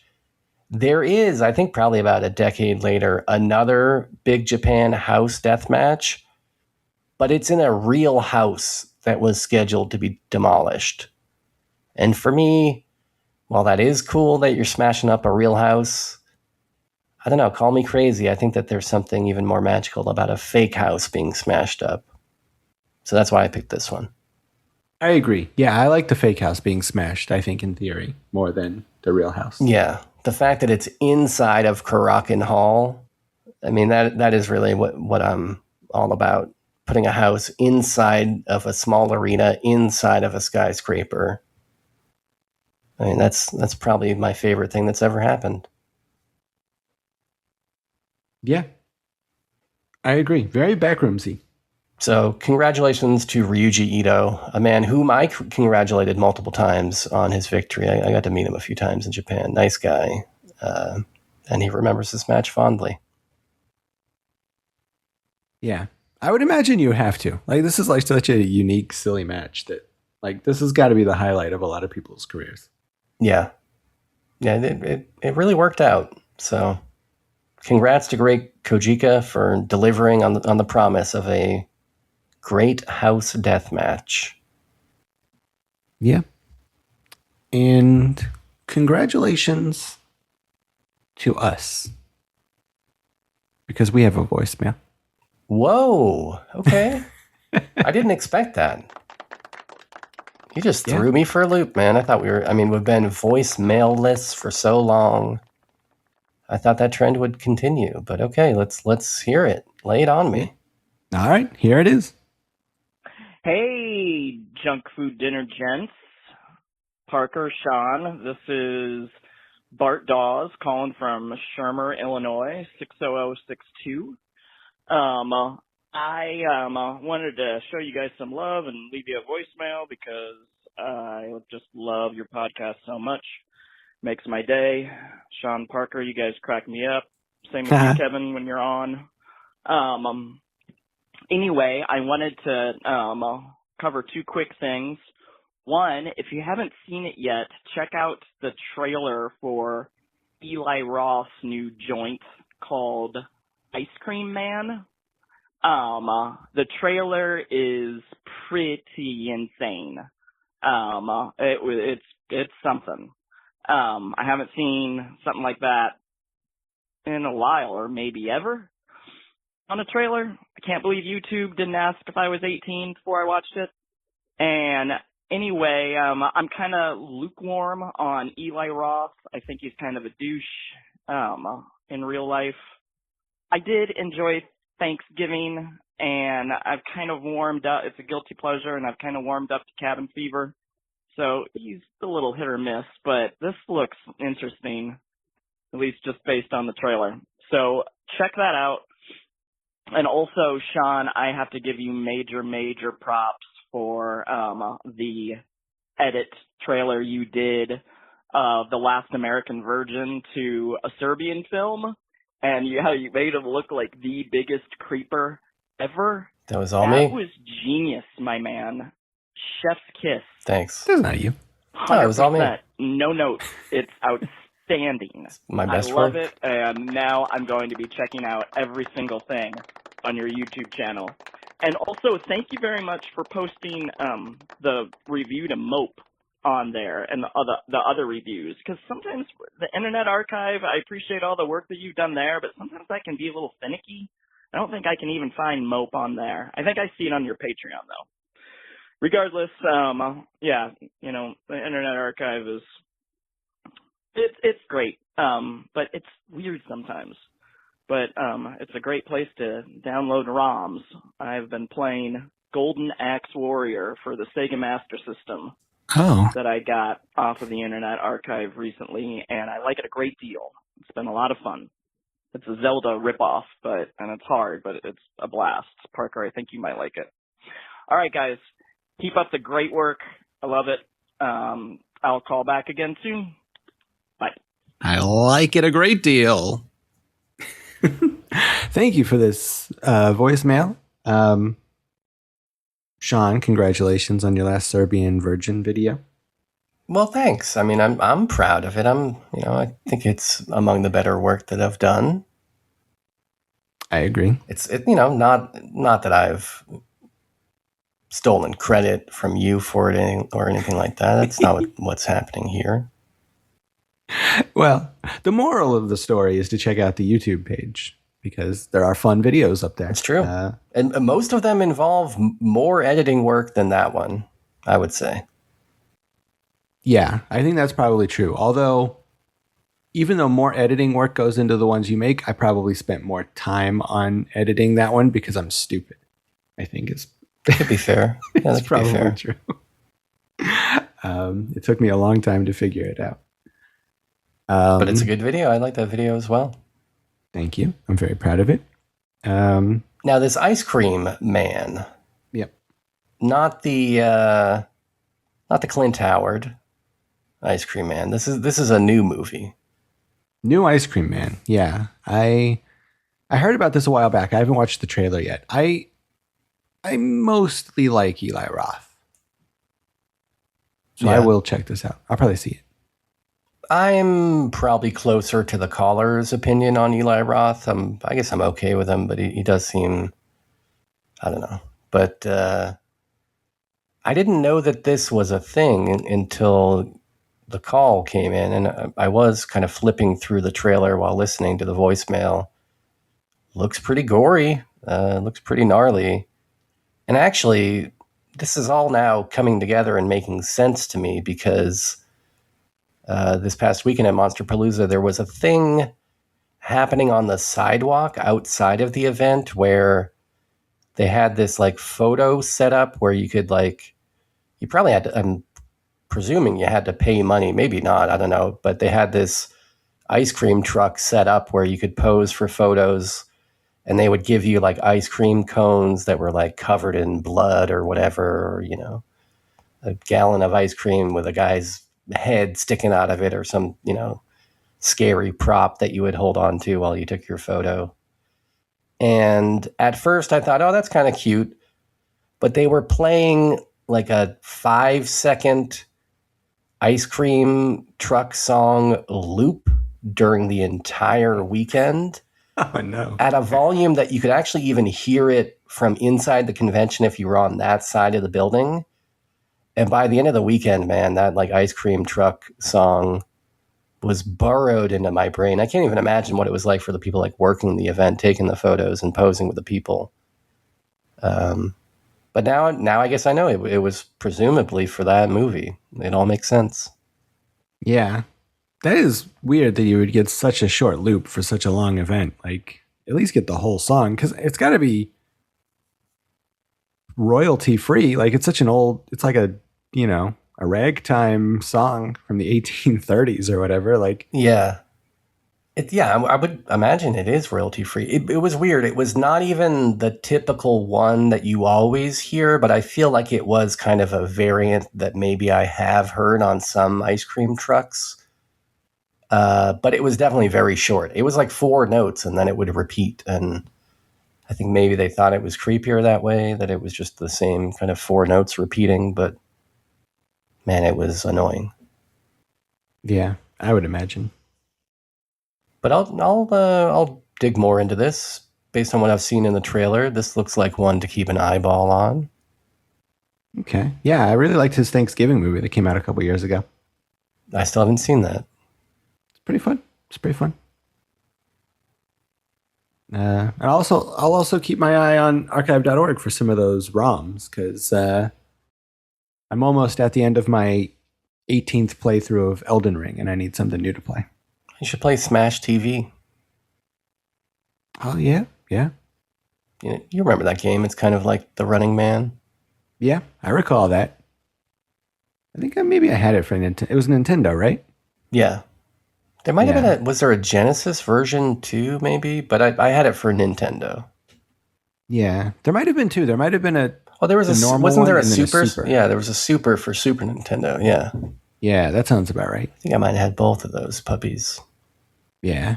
What I didn't have was roller games, and I wish I had that, so I might need to go get that ROM. That was a real game? Yeah, dude, roller games was a real game. Oh, okay. Yeah, I'll have to check that out for sure. Not just a TV show starring man-eating alligators. I love those alligators so much. Man, they keep teasing the involvement of the alligators. I'm concerned it's finally going to happen in one of these episodes. Yeah. I remember there being alligators. Well, all right. Thanks for the call, Bart. Yep. If anybody else wants to call to talk about wrestling in houses or the back rooms, give us a call at 97... What's the fucking number? 347-746-JUNK? Is that the number? Yeah, that is the number. 347-746-5865. Or go to facebook.com/junkfordinner and hit the call now button, or email us at jfdpodcast@gmail.com, or go to the Discord. In the meantime, though, we are going to take a quick break, and when we come back, we're going to talk about the back rooms, so stick around. Tired of only hearing your junk food dinner hosts talk to you? You want to start talking to them? Then pick up your Zach Morris-like cellular phone and dial 347-746-JUNK. That's 347-746-5865. Leave us a message about the movies we've talked about. Did we give a good review to a movie you think sucks? Did we take a crap on your favorite movie? Let us know. Or call in to suggest a movie, or tell us why you hate LeBron James. Remember to leave a name and the city you represent when you call. We are very lonely, and rarely hear the voices of other humans.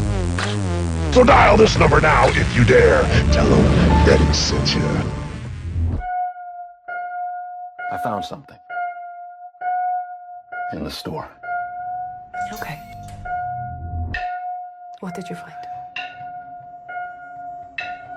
The place.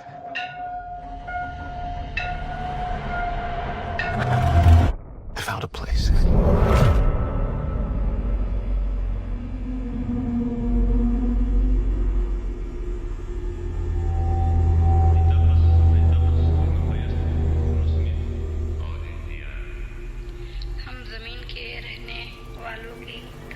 Hello?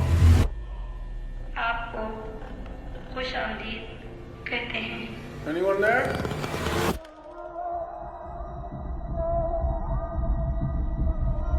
Look, I know how this sounds, but you gotta understand, it's massive in there.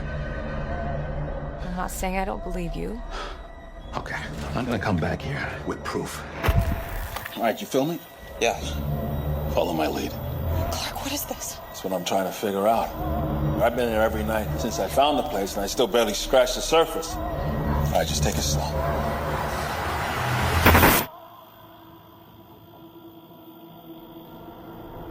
Oh my God. Pull me up, pull me up, pull me up! What do you see? All these rooms. This place builds them. It's like a maze, it just goes on and on. Sometimes I'm scared I'll get lost. Clark, can you hear me? I don't understand. What is this?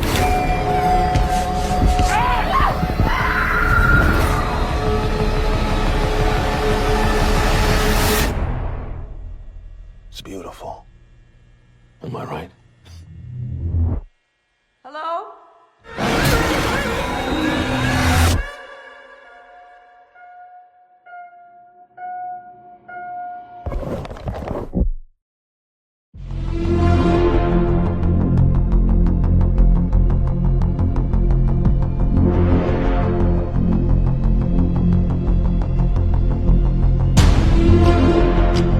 Welcome to Junk Food Supper. The movie we're talking about is The Backrooms. This is a 2026 movie. Just came out this week. It's directed by Kane Parsons, who is a young man. He's like 25 or 26. He's 20.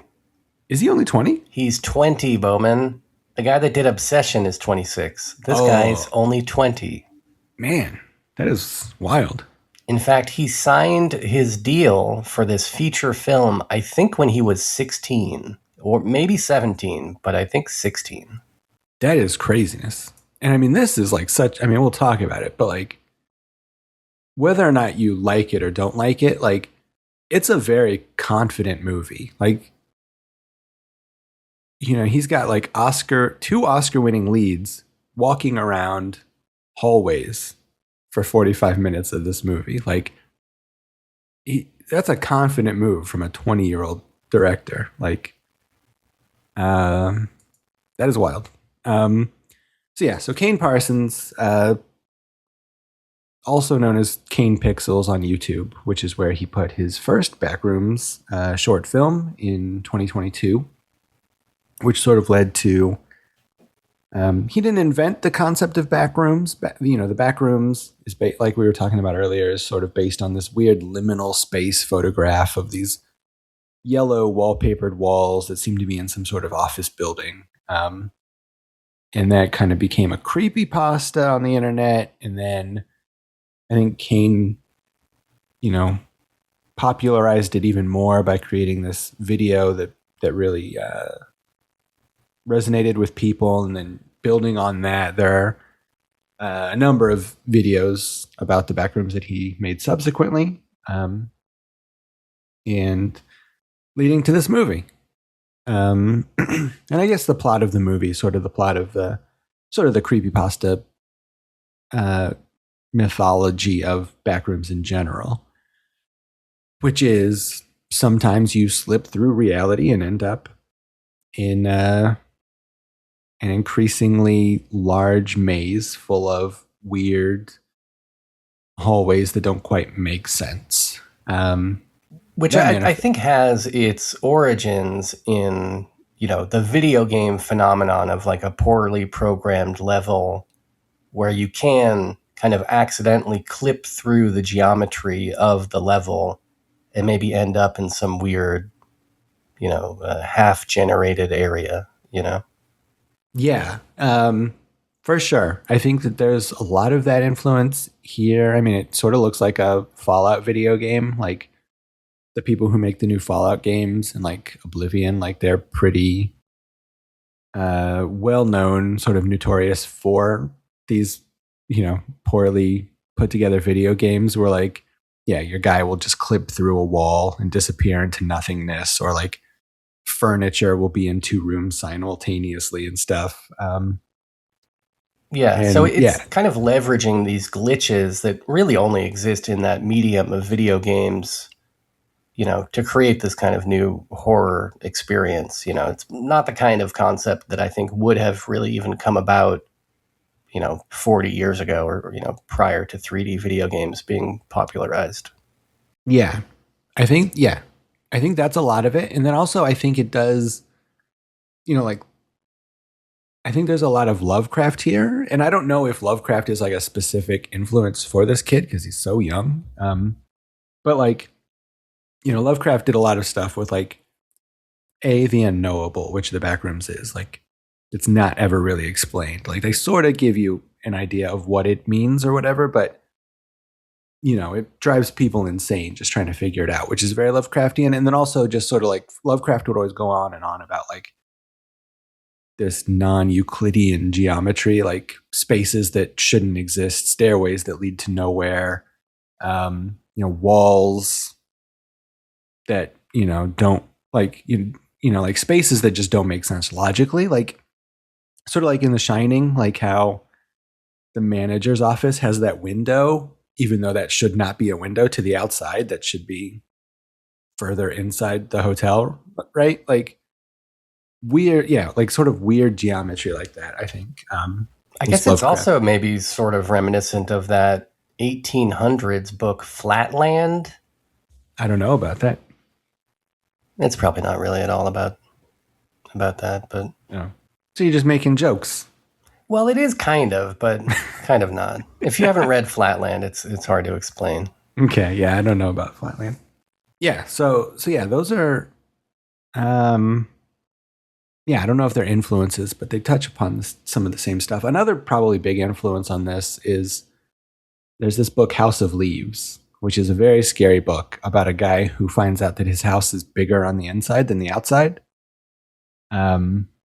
I feel like that must have been an influence on this because it's pretty similar, but maybe not. I don't know. It's kind of an old book. I don't know that a kid who was not born yet when it was published would be too into it. But anyway, so it's like those tents that the Weasleys bring to the Quidditch World Cup. I don't know about those. Well, you got to read the Harry Potter books. Okay. It's the same kind of thing. They bring these tents that just look like normal tents on the outside, but you go inside and it's like a multi-room mansion. Oh, yeah. Like the outhouse in Freaked. Exactly like that. It's a great use of space. So in this movie, specifically these Backrooms, my guy, Chiwetel Ejiofor, I think is how you say his name, who's an actor I like. I think he's an Oscar-nominated guy. He was in 12 Years a Slave, Children of Men, the Doctor Strange movies. He's in a lot of stuff. The Martian, Serenity, of course, one of my favorite movies. He plays this guy named Clark, who is a former architect, now getting divorced. He is an architect, damn it. Well, that's a good point. That is a good point. You can't take that away from him just because he's not actively being paid for it. Fair enough. That is true. He currently not working as an architect. He runs a furniture store where he dresses like a pirate. Like, this is somewhere in like maybe the late 90s, early 2000s. Like, they never really say, and they never make it like obvious by playing a Britney Spears song or anything like that. Which I like. But yeah, this was back in the time when you could see local television commercials of weirdos dressed like pirates trying to sell you furniture. And he's one of those guys. I think it has to take place before 1994. Otherwise, the kid with the End Apartheid t-shirt is just ironically wearing an End Apartheid t-shirt. Yeah, that could be. I mean, the found footage is like real rough footage. I mean, I imagine that's probably a pretty old video camera. It looks very like 80s, early 90s, like the footage. And like, yeah, a lot of the furniture and fashions look pretty old. Yeah, it's got to be somewhere around that time. Probably early 90s, I think, maybe. Did you have any thoughts on that End Apartheid t-shirt, by the way? Very prominent in the movie. Gets a number of close-ups. Is kind of the only... I think it's one of two t-shirts with like a design on it that's featured in the movie. The other one is like some kind of World Design Expo t-shirt or something. But oh, yeah. Oh, yeah, that's a thing that kind of dates it, too. Yeah, the Clark wears a shirt that says like, yeah, Architect Expo 1978 or something like that, which probably dates him to when he would have like graduated college or something, maybe, or when he was in architect school. Yeah. So yeah, I think that would probably place this in like the early to mid 90s too. But I did think that the End Apartheid t-shirt was just kind of a weird choice, very specific. I guess that was an attempt to kind of give us a shorthand of like, this is in the 80s or 90s, but you could have just given me a band t-shirt, you know what I mean? Give me a Pixies t-shirt or something. Yeah. Well, this is a low budget movie. Maybe they didn't have clearances for Pixies t-shirts. Yeah. I actually kind of suspect maybe that the End Apartheid t-shirt design was even AI generated, if I'm being honest. It looked like AI. No, I don't believe that for a second. Okay. I mean, if I'm going to do headcanon work for this movie, like the movie is about cyclical trauma in a way, like reliving, traumatic events. And if you were making a movie in 2026 and you were making a movie about cyclical trauma, you might harken back to apartheid maybe as some sort of a message. Well, and if you want to do more work for the movie, you could even say the movie is about kind of imperfect replicas and the generation of imagery based on inputs. And you could maybe even make an argument that, hey, using AI in this movie is kind of thematically appropriate. That is interesting. I'm not going to make that case because I think if you use AI, you're a piece of shit. But I agree. But yeah, I think, yeah. I mean, yeah, if there was a use for AI, it would be to comment on it in such a way. But I don't think that there's AI in this movie. I think if it's revealed that there is, I think a lot of people will probably turn on this movie pretty quick.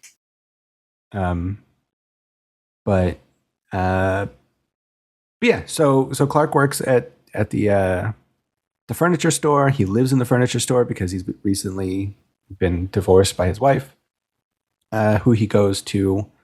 He's down about this. He has alcohol problems. He sees a therapist named Mary, played by a person whose name I am not going to get correct. She's Norwegian. That's all you need to know about the lady. She's Norwegian. She was also in Sentimental Value last year. I think she won an Oscar for that, and she was in a movie I like a lot called The Worst Person in the World.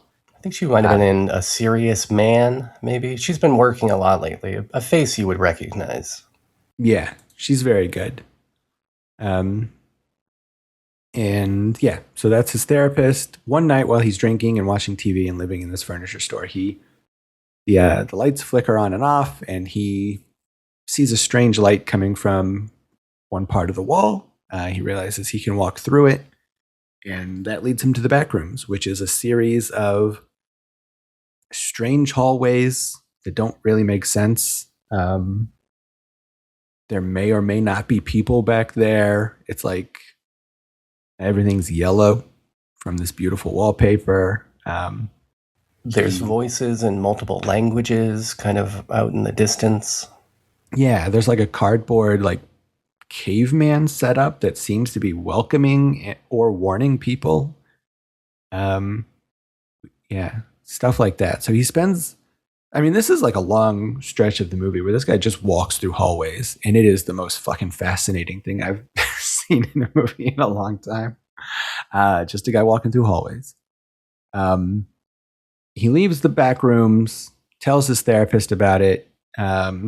She doesn't believe him. He gets upset about it. He takes a couple of his employees back into the back rooms, at which point he may or may not get out of it. We're going to end up spoiling this movie. So beware. Go see this movie. Right? These people should go see it.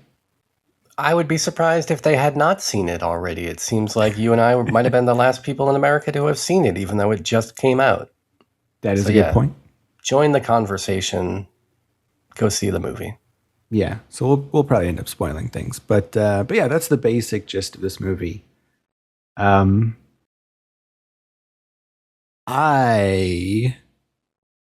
love this movie. This hits a lot of stuff that I think is creepy and interesting. I think liminal spaces are kind of just interesting and a little bit creepy. Like there's just something. It's like I think it, just sort of. I mean, it's like a nostalgic fear. It's like, being young. Like, if you're like in 4th grade and for whatever reason you're hanging out at your school, like after classes, and like just being in like big hallways by yourself, it feels like a place you're not supposed to be. It feels a little exciting and a little scary. Did your school ever do a lock-in? You know about these? Oh yeah, I did a few lock-ins. I think one at school, and I did one at like a friend's church or something like that as a kid. We never had them at school. Like I remember hearing about them as a kid, like maybe like the neighboring town, they were doing them. And it always seemed interesting. There was a comic book store, Mile High Comics, in Garden Grove, California, that former guest of the show, Orion, worked at, that they would do lock-ins sometimes. And I remember in my early 20s doing a lock-in overnight at this comic book store with a bunch of comic book nerds. It is weird and kind of exciting to be in a space that you normally only see in the daytime, to see it at nighttime, or just seeing spaces in different contexts is always kind of interesting. Yeah, I agree. Like, I remember exploring, like I worked at this newspaper in Xenia, Ohio one time. And I remember exploring because it was like this huge building that we had, but being newspapers, like we, piled down into like 1 or 2 rooms in the middle floor. And like the attic and the second floor and the basement were all empty, and like they used to be bustling with activity. And exploring that stuff is like super creepy. Like these long hallways, like newspapers from like the 60s, like just thrown everywhere. Like I feel like when people moved out of those rooms, they didn't think they would ever have to clean them or whatever. So like they were kind of like left as they were, like in the 70s or 80s, whenever people moved out. Like kind of fascinating stuff. But yeah, it's that sort of a feeling. It's a creepy feeling, and I think this movie captures it really well. Even thinking like back to COVID, I feel like my lasting memories of COVID aren't like something happening. It's actually like the inverse. It's like looking at the 10 freeway and being like, wow, I've never seen this freeway completely empty before, I 100% agree. And I mean, I think that's probably a big reason of why this backrooms phenomenon took off during COVID is, I remember, I would still have to drive to work every once in a while during COVID. And yeah, like empty streets and highways the whole time. Creepy stuff like that. It probably specifically is like, it's COVID born. I never really even thought about that this is kind of a reflection of the anxiety that we all had about the emptiness of our public spaces, that the hobby towns that we went to prior to 2020 were now all kind of standing desolate. Yeah, for sure. And I think that's, it's reflected in like these long empty hallways, and it's reflected in like, the piles of furniture and stuff of like, that kind of evoke, places closing down and whatever. Like,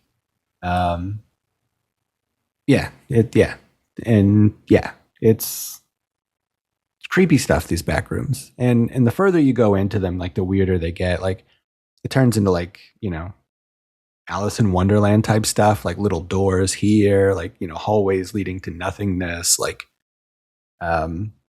trap doors appearing, hallways that turn into slides,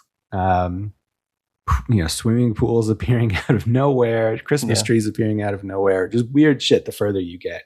There's that one train tunnel on the wall, but it turns out it was just painted there by the Roadrunner. Mm-hmm. I remember that one. I think the performances are great. Like, it is crazy to get like 2 Oscar level leads for your movie. I mean, they're essentially like the only 2 people in this movie for the most part. Mark Duplass is also there in a few scenes. But yeah, they do a really good job of kind of conveying how creepy this situation is. Although, like, I mean, like I said, Kane Parsons like doesn't really like go overboard. Like, he's really confident and like just presenting this shit. Like, it's all like well lit. Like, they don't try to make it creepy. And like, I think his directing makes it creepy. I think the actors sell it on being a creepy situation. I think like, yeah, like the first hour or something of this movie, I think is like super perfect. It loses me a little bit in the third act. I think it kind of goes long. Like, there's one scene that kind of goes on a little long. But like the end, I think kind of redeems it. I guess we can talk about all that stuff, but I think this is great. Like, this hits a lot of stuff that I'm scared of. This hits a lot of themes that I'm interested in. Like this is sort of the subtext of the movie and the normal text, but like kind of like, you know, this idea that when you remember things, you are remembering your memories of remembering the thing. Like, you're not really remembering the thing. Like, so every time you think back to something you've done in life, it becomes a copy of a copy of a copy. And I think that's really interesting. Like that's like a science-y thing. And I think that's scary. And I think that the way that pops up in this movie, both emotionally with the characters and obviously in the backrooms themselves, is horrifying. And I mean, I don't know if I want to spoil too much stuff, but I mean, I guess we can. We already said spoiler alerts, but like there's a scene in this movie where Clark and his therapist are like role playing something that happened with him and his wife. And then later on in the movie, they do it again. They role play it again.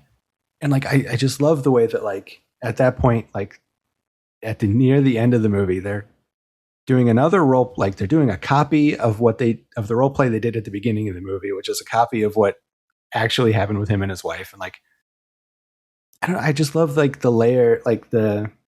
layers of how they show how you sort of cyclically remember things and how you relive your traumas, and then how that represents itself in the backrooms, which is kind of what the backrooms is some sort of a weird space remembering your memories for you and fucking it up and making it darker and weirder the further it goes and getting it wrong. Like, I love all that stuff. I love all the themes of this movie.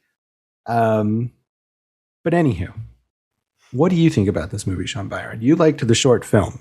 So I hope that you like this normal movie. What do you think about it? I did like the short film. So yeah, I was excited to catch this. And I caught this last night at the local Regal Cinema. Sadly, it's no longer my local Edwards Cinema, which means all of the beautiful neon signage that Edwards had installed for years and years got tore down by the evil Regal Cinemas Corporation. So I'm kind of bummed about that. But they still do half price Tuesdays. So I was able to get my $8 ticket. The lobby and the theater that I was in, both completely packed last night. I think they were running this movie like every 15 minutes.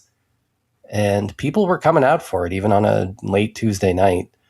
Side note, there was no air conditioning available last night in my local Regal Cinema. So it was ass hot in there, even at midnight. And it kind of reeked like a full day's worth of body sweat.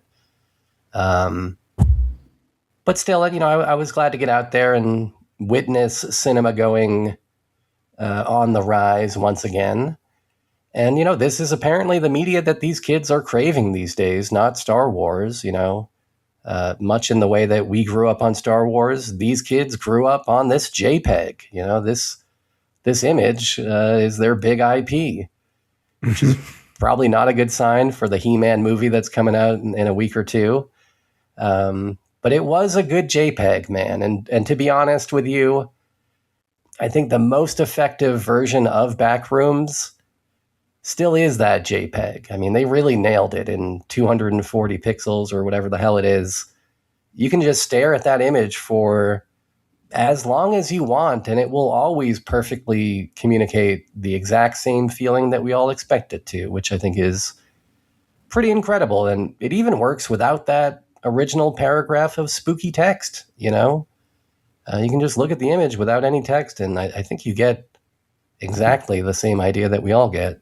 But I like that JPEG, and I like the short movie. So like I said, was excited to see this. But I do think once we're in feature film territory, this concept of the back rooms is maybe prone to being overexposed, you know? I would say even more so than the shark in Jaws. Like the dreamlike environment of back rooms is just kind of prone to being overexposed if you're not careful. Like it really relies on a sense of mystery. And when you spend a bunch of money to like create these big, beautiful sets, and then you light them all, you know, bright and legibly, and then you shoot like 90 minutes of your movie in there, well, what was special at first, you know, eventually becomes fairly routine by the end. And unfortunately, that's kind of what I felt was like, you know, it was cool at first, but, you know, it's kind of dwindling returns by the end of it. I think they also ruined the effect by going non-point of view. You know, like the first scene in this is the traditional first-person point of view shot, basically kind of recreating the short film that we saw. And I thought that was the best part of the movie, you know? And then later, after that, most of this movie takes place in just a traditional third-person point of view.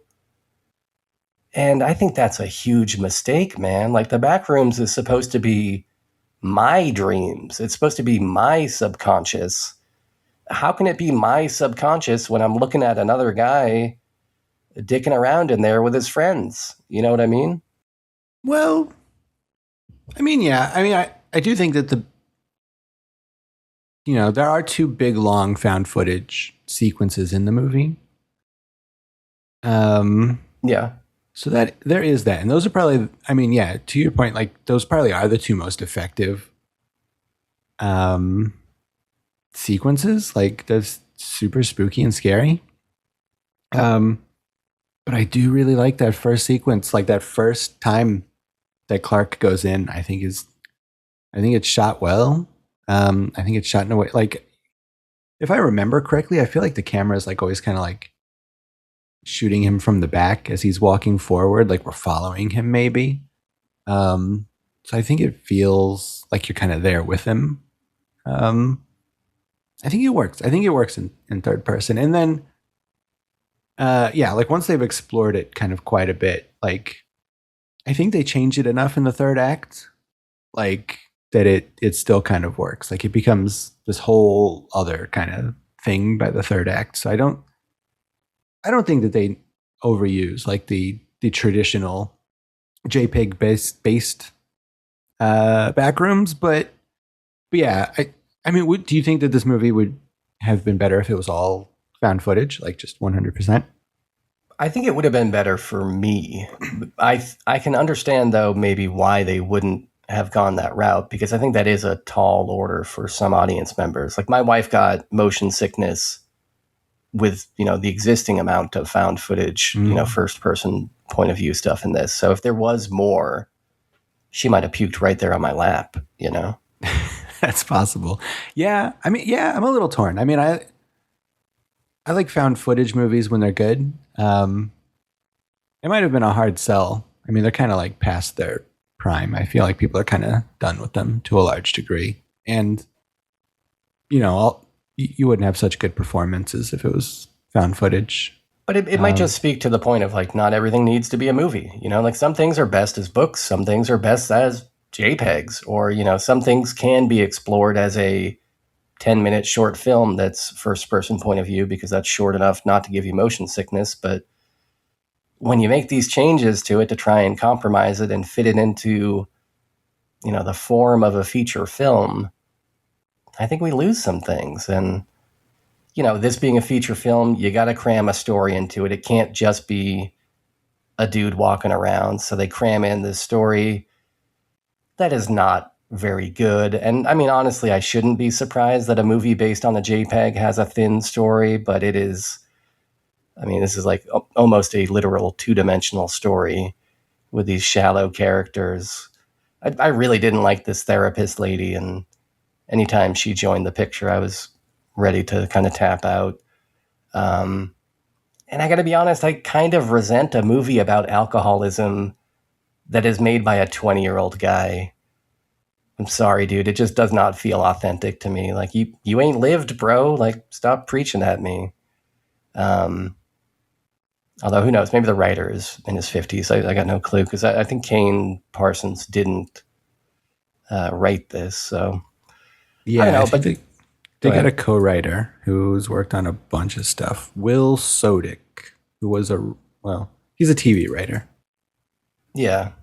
It just felt like the kind of movie where all of the subtext got turned into text. Like, and I'm going to spoil things here, but I laughed out loud when I found out that the big bad guy in this is like the fucking pirate mascot, where it's like, oh, I get it. You know, this dude regrets his career path, and he regrets it so much it's killing him from the inside. You know, it's like, all right, great. Or it's so fucking cheesy and hokey, this plot thread of this therapist who has these handprints from the sidewalk of her childhood home that she's held onto her whole life as a reminder of her childhood or whatever. And the only way that she can defeat this monster is to let go of her past by smashing those cement handprints over the monster's face or what. It's like, come on, dude, this could not be more, you know, metaphor 101, right? I mean, yeah. I mean, it is a visual metaphor. But I think this is the kind of stuff that, like, people tell me that this is Lynchian, and I get offended. Lynch would not make these kinds of, you know, visual observations like this way. I mean, he did open Firewalk with me with a sledgehammer smashing a TV. He does do this kind of stuff. I'm going to blame Mark Frost. You know me. I love David Lynch. That's Mark Frost's fault, even though he didn't work on Firewalk with me. I don't know that I would call this movie Lynchian. I do think that the Christmas tree scene is Lynchian, though. I mean, those are Garmonbosia monsters for sure. The still life, they call them in this movie, like the copies of copies, those people who show up for the Texas Chainsaw Massacre scene. Those are... Oh, yeah, I was going to call that out, that dinner scene could not be more Texas Chainsaw Massacre. You use the same exact camera angles for every fucking shot in that dinner table scene. But everybody does that. I'm kind of over that by now.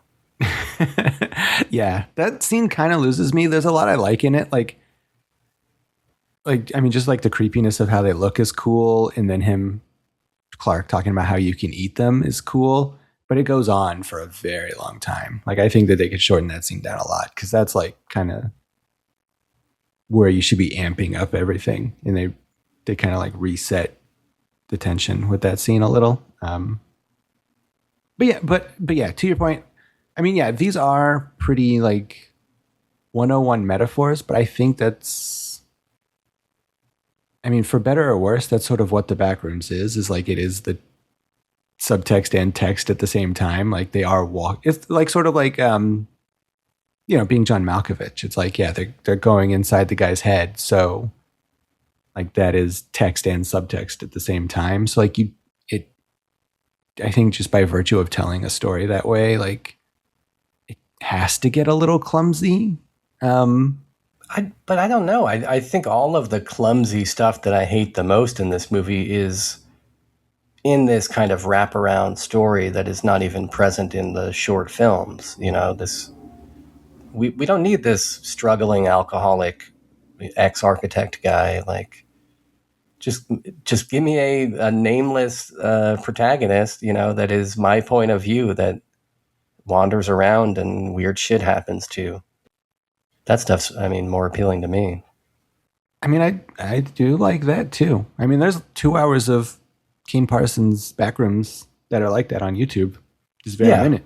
Yeah, which is, I mean, that's what I'm saying is, like, I just think, like, perhaps the ideal format for this is either a JPEG or a short film. And I don't know that this premise as much as I want this premise, and as much as I think it's funny and weird, and oh, isn't it interesting that a short film based on a JPEG is now a feature film? I don't think it can really. I don't think it's load bearing. I don't think it carries the weight. I disagree. I've also got slightly mixed feelings about like heralding this as a low budget success, when all that really means is that a bunch of rich dudes at A24 got richer while underpaying talent and also delivering to me something short of a full spectacle, and it's possible that I'm full of shit when I say this because I don't know what the alternative is in terms of getting these kind of low budget movies made. But I feel like, A24 just like, you got plenty of money. If you want me to come out to the cinemas, give me my money's worth. And, the people that are making movies for you, give them, their money's worth as well. I don't know. The whole thing is like, we're all excited about this. And I guess this is the start of a career for this Kane Parsons kid. And that's cool that this underdog, gets a success story. But at the same time, it's like, this is not an underdog movie when it co-stars a Oscar-winning or Oscar-nominated actor, It's pretty, one of the most lauded actors of his generation. It's not like this is some like tiny picture that nobody would have heard of otherwise. Well, it started, that's like saying like,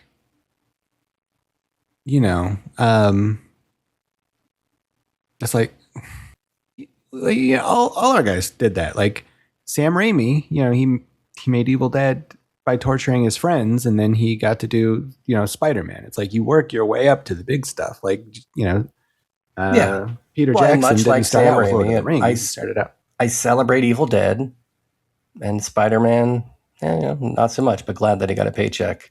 Oh, Spider-Man's a masterpiece. And for Kane Parsons, same thing, I guess. Glad that the kid got a paycheck.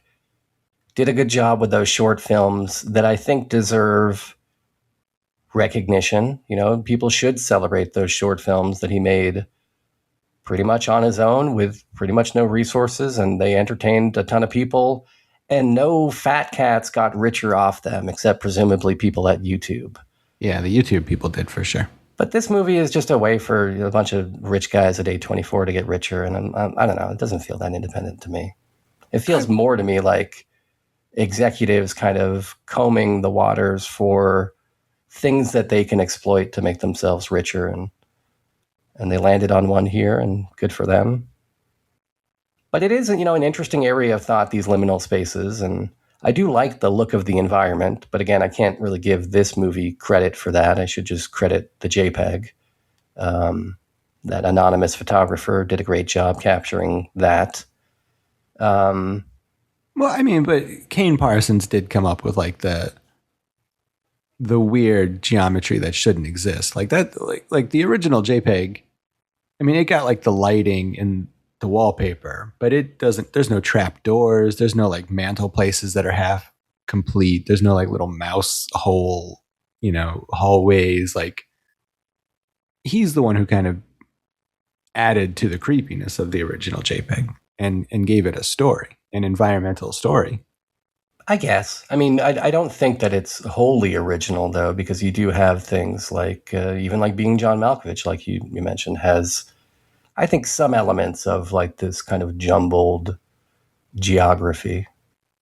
Well, yeah. Did you appreciate that the Backrooms were all actual real sets and that they exist? I don't know about that, honestly, because I think the short films are all CG. I think they're made with like Blender or something. Yeah. And I think the limitation inherent in using something like Blender caused him to be more cautious about what he showed you. And I think that's inherently creepier in a mysterious type horror movie, is to have things more dimly lit and to not give me a close-up of the monster, for instance. Like the monster in the original short film, it's like this little Slender Man guy that you barely see from a million miles away, just very briefly. To me, that's scarier than all these close-ups on this dumb-looking pirate guy. Well, I think Pirate Guy looks cool. but I do think they show him a little too much. Which is weird because the other three Garmin Bozias that they show, those guys all get scarier the more that they show them. Like, you know, they've got the one guy whose like face is all wrong and it's like layered creepily and it's hard to look at, and like the lady who, you know, she's got like 4 faces on her face. Like, those guys are like all in frame and lit brightly and you can see them. And I think that they get more scary the longer you look at them. But I don't think that's true of the pirate. Like, I think he's really scary when he first shows up and we kind of see him in shadow and when you see his face a little bit and like the weird, like asymmetrical, gloopy wrongness of his face, like the uncanny valley of it. But I do think they show it too much for that guy. I think you're right. Yeah. So, I mean, for me, this does not really hold a candle to 1997's Cube, which I think is maybe my favorite of these kinds of trapped in a maze-like environment type movies. Also, shout out to Jim Henson's 1969 The Cube.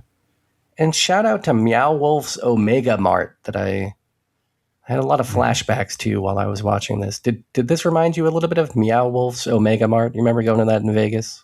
Yeah, not while I was watching it, but now that you bring it up, yeah, it's very, like, if you guys listening are big fans of the Backrooms and you want to encounter it in real life, go to the Meow Wolf Omega Mart in Vegas. Yeah, pretty similar vibes. Go there. Also, go to YouTube and watch that semi-recent documentary about the Doom mod, myhouse.wad. You remember that? Yeah. I think it was maybe last year or the year before. You remember that video about that really elaborate Doom mod / level that is, I think, a superior and kind of similar piece of work to this. Yeah, I think that's accurate. Yeah. So check those out. But also check this out, because as much shit as I have talked about this, it is fucking cool that a 20-year-old kid made this. I guess in the end, I don't really even know what it is to be a director. I think that is a fairly variable designation from film set to film set, and who knows how much help the kid had putting this thing together. But in the end, his name is listed as director, and so he does get credit. Wait, are you one of these conspiracy theorists that think he didn't direct the movie? No, I just think we maybe these days put too much importance on the role of a director, you know, in these post-auteur theory times where it's like a movie is really a collaboration between all of the people that put it together. And, you know, there's certainly directors who don't even know how to hold a fucking camera, let alone shoot a beautiful scene. But then you got guys that, you know, could shoot all day long. But who knows what this guy was doing, if he was leaning on his craftspeople to make all the decisions or if he had all the ideas himself. Yeah. Well, whoever's doing the set design and production design and stuff, they're the real heroes, because some of those rooms were fucking weird as fuck. Especially that last room with like the big ladder. That whole scene scared the fucking shit out of me. Yeah, you like that ladder? I like the part where they're going down that kind of like the chasm, and he's got the rope that's tied to the bed. I thought that sequence was pretty decent. Yeah, I like that a lot. That was super spooky. But yeah, crazy that this movie got made. Crazy that it's succeeding to the degree that it's succeeding. I'm glad that it is. I think to some extent I'm just a cranky old man that has seen too many movies and seen some of these things been done before in ways that I thought were more satisfying. And, you know, it's easy for me as an old man to be kind of skeptical of these young people having this experience. But, you know, they deserve it. You know, everybody deserves a good time at the cinemas. Well, I do agree with that part. Especially when it comes to this movie specifically, because it's great. You loved it. So you've seen Obsession as well, right? I have, yeah. would you say that you like this more than Obsession then, it seems like? Very much so, yeah. Okay. Like, I don't want to sound like a hater, like an Obsession hater, but like, I like the way you feel about certain parts of this movie is the way I feel about Obsession, where it's like, it's pretty derivative. I've kind of seen it before. So it didn't hit me the way it's hitting everybody, but I'm glad people like it. There's some fun parts to it. There's good performances in there. But yeah, I just think I think the movie's kind of empty. But I'm glad both of these movies are doing well, because especially since like it's 2 independent horror movies, so it's kind of the same audience, I would think. So it's got to be people, seeing Obsession and then coming back to the movie theater a couple weeks later to see Backrooms. And I think that fucking rules. That probably doesn't happen a whole lot these days. Yeah, and I feel like the upside on Backrooms is probably still pretty strong. Like I feel like we might see this do the same thing that Obsession did, and maybe the second weekend is even stronger than the first. Yeah. I mean, it opened pretty strong, so that would be surprising. But it might, because everybody's talking about it, and I think you're right. Nobody's going to go see He-Man this weekend, so there's not really any competition for it. Yeah, poor He-Man. He's going to be all alone. R.I.P. He-Man. I might go see the He-Man still. Oh, I'm definitely seeing that He-Man. All right, well, we saw the Backrooms. That we did. What is it we'll be watching next week, though? I know we announced it last week, but we announced it, last week, and it will be Blackjack, The Visitor in the Eye from 1977. This is a Japanese movie from, I think it's from Nobuhiko Obayashi, the director of Hauzu. And it should be a fun time, based on a manga, of course. Oh, yeah. They're always based on mangas over there. Yeah. So, yeah, that'll be next week. Okay. I'll add that to the list. All right. Well, yeah. In the meantime, let us know how you guys felt about the Backrooms by giving us a call at 347-746-JUNK. That's 347-746-5865. Go to facebook.com/junkfoodinner. Hit the call now button. Go to the email machine, jftpodcast@gmail.com. Go to the discourse, or join the discourse on Discord. Let us know how you're feeling. We've been talking about King Vitamin all day. One of the better cereals with the goofiest mascots.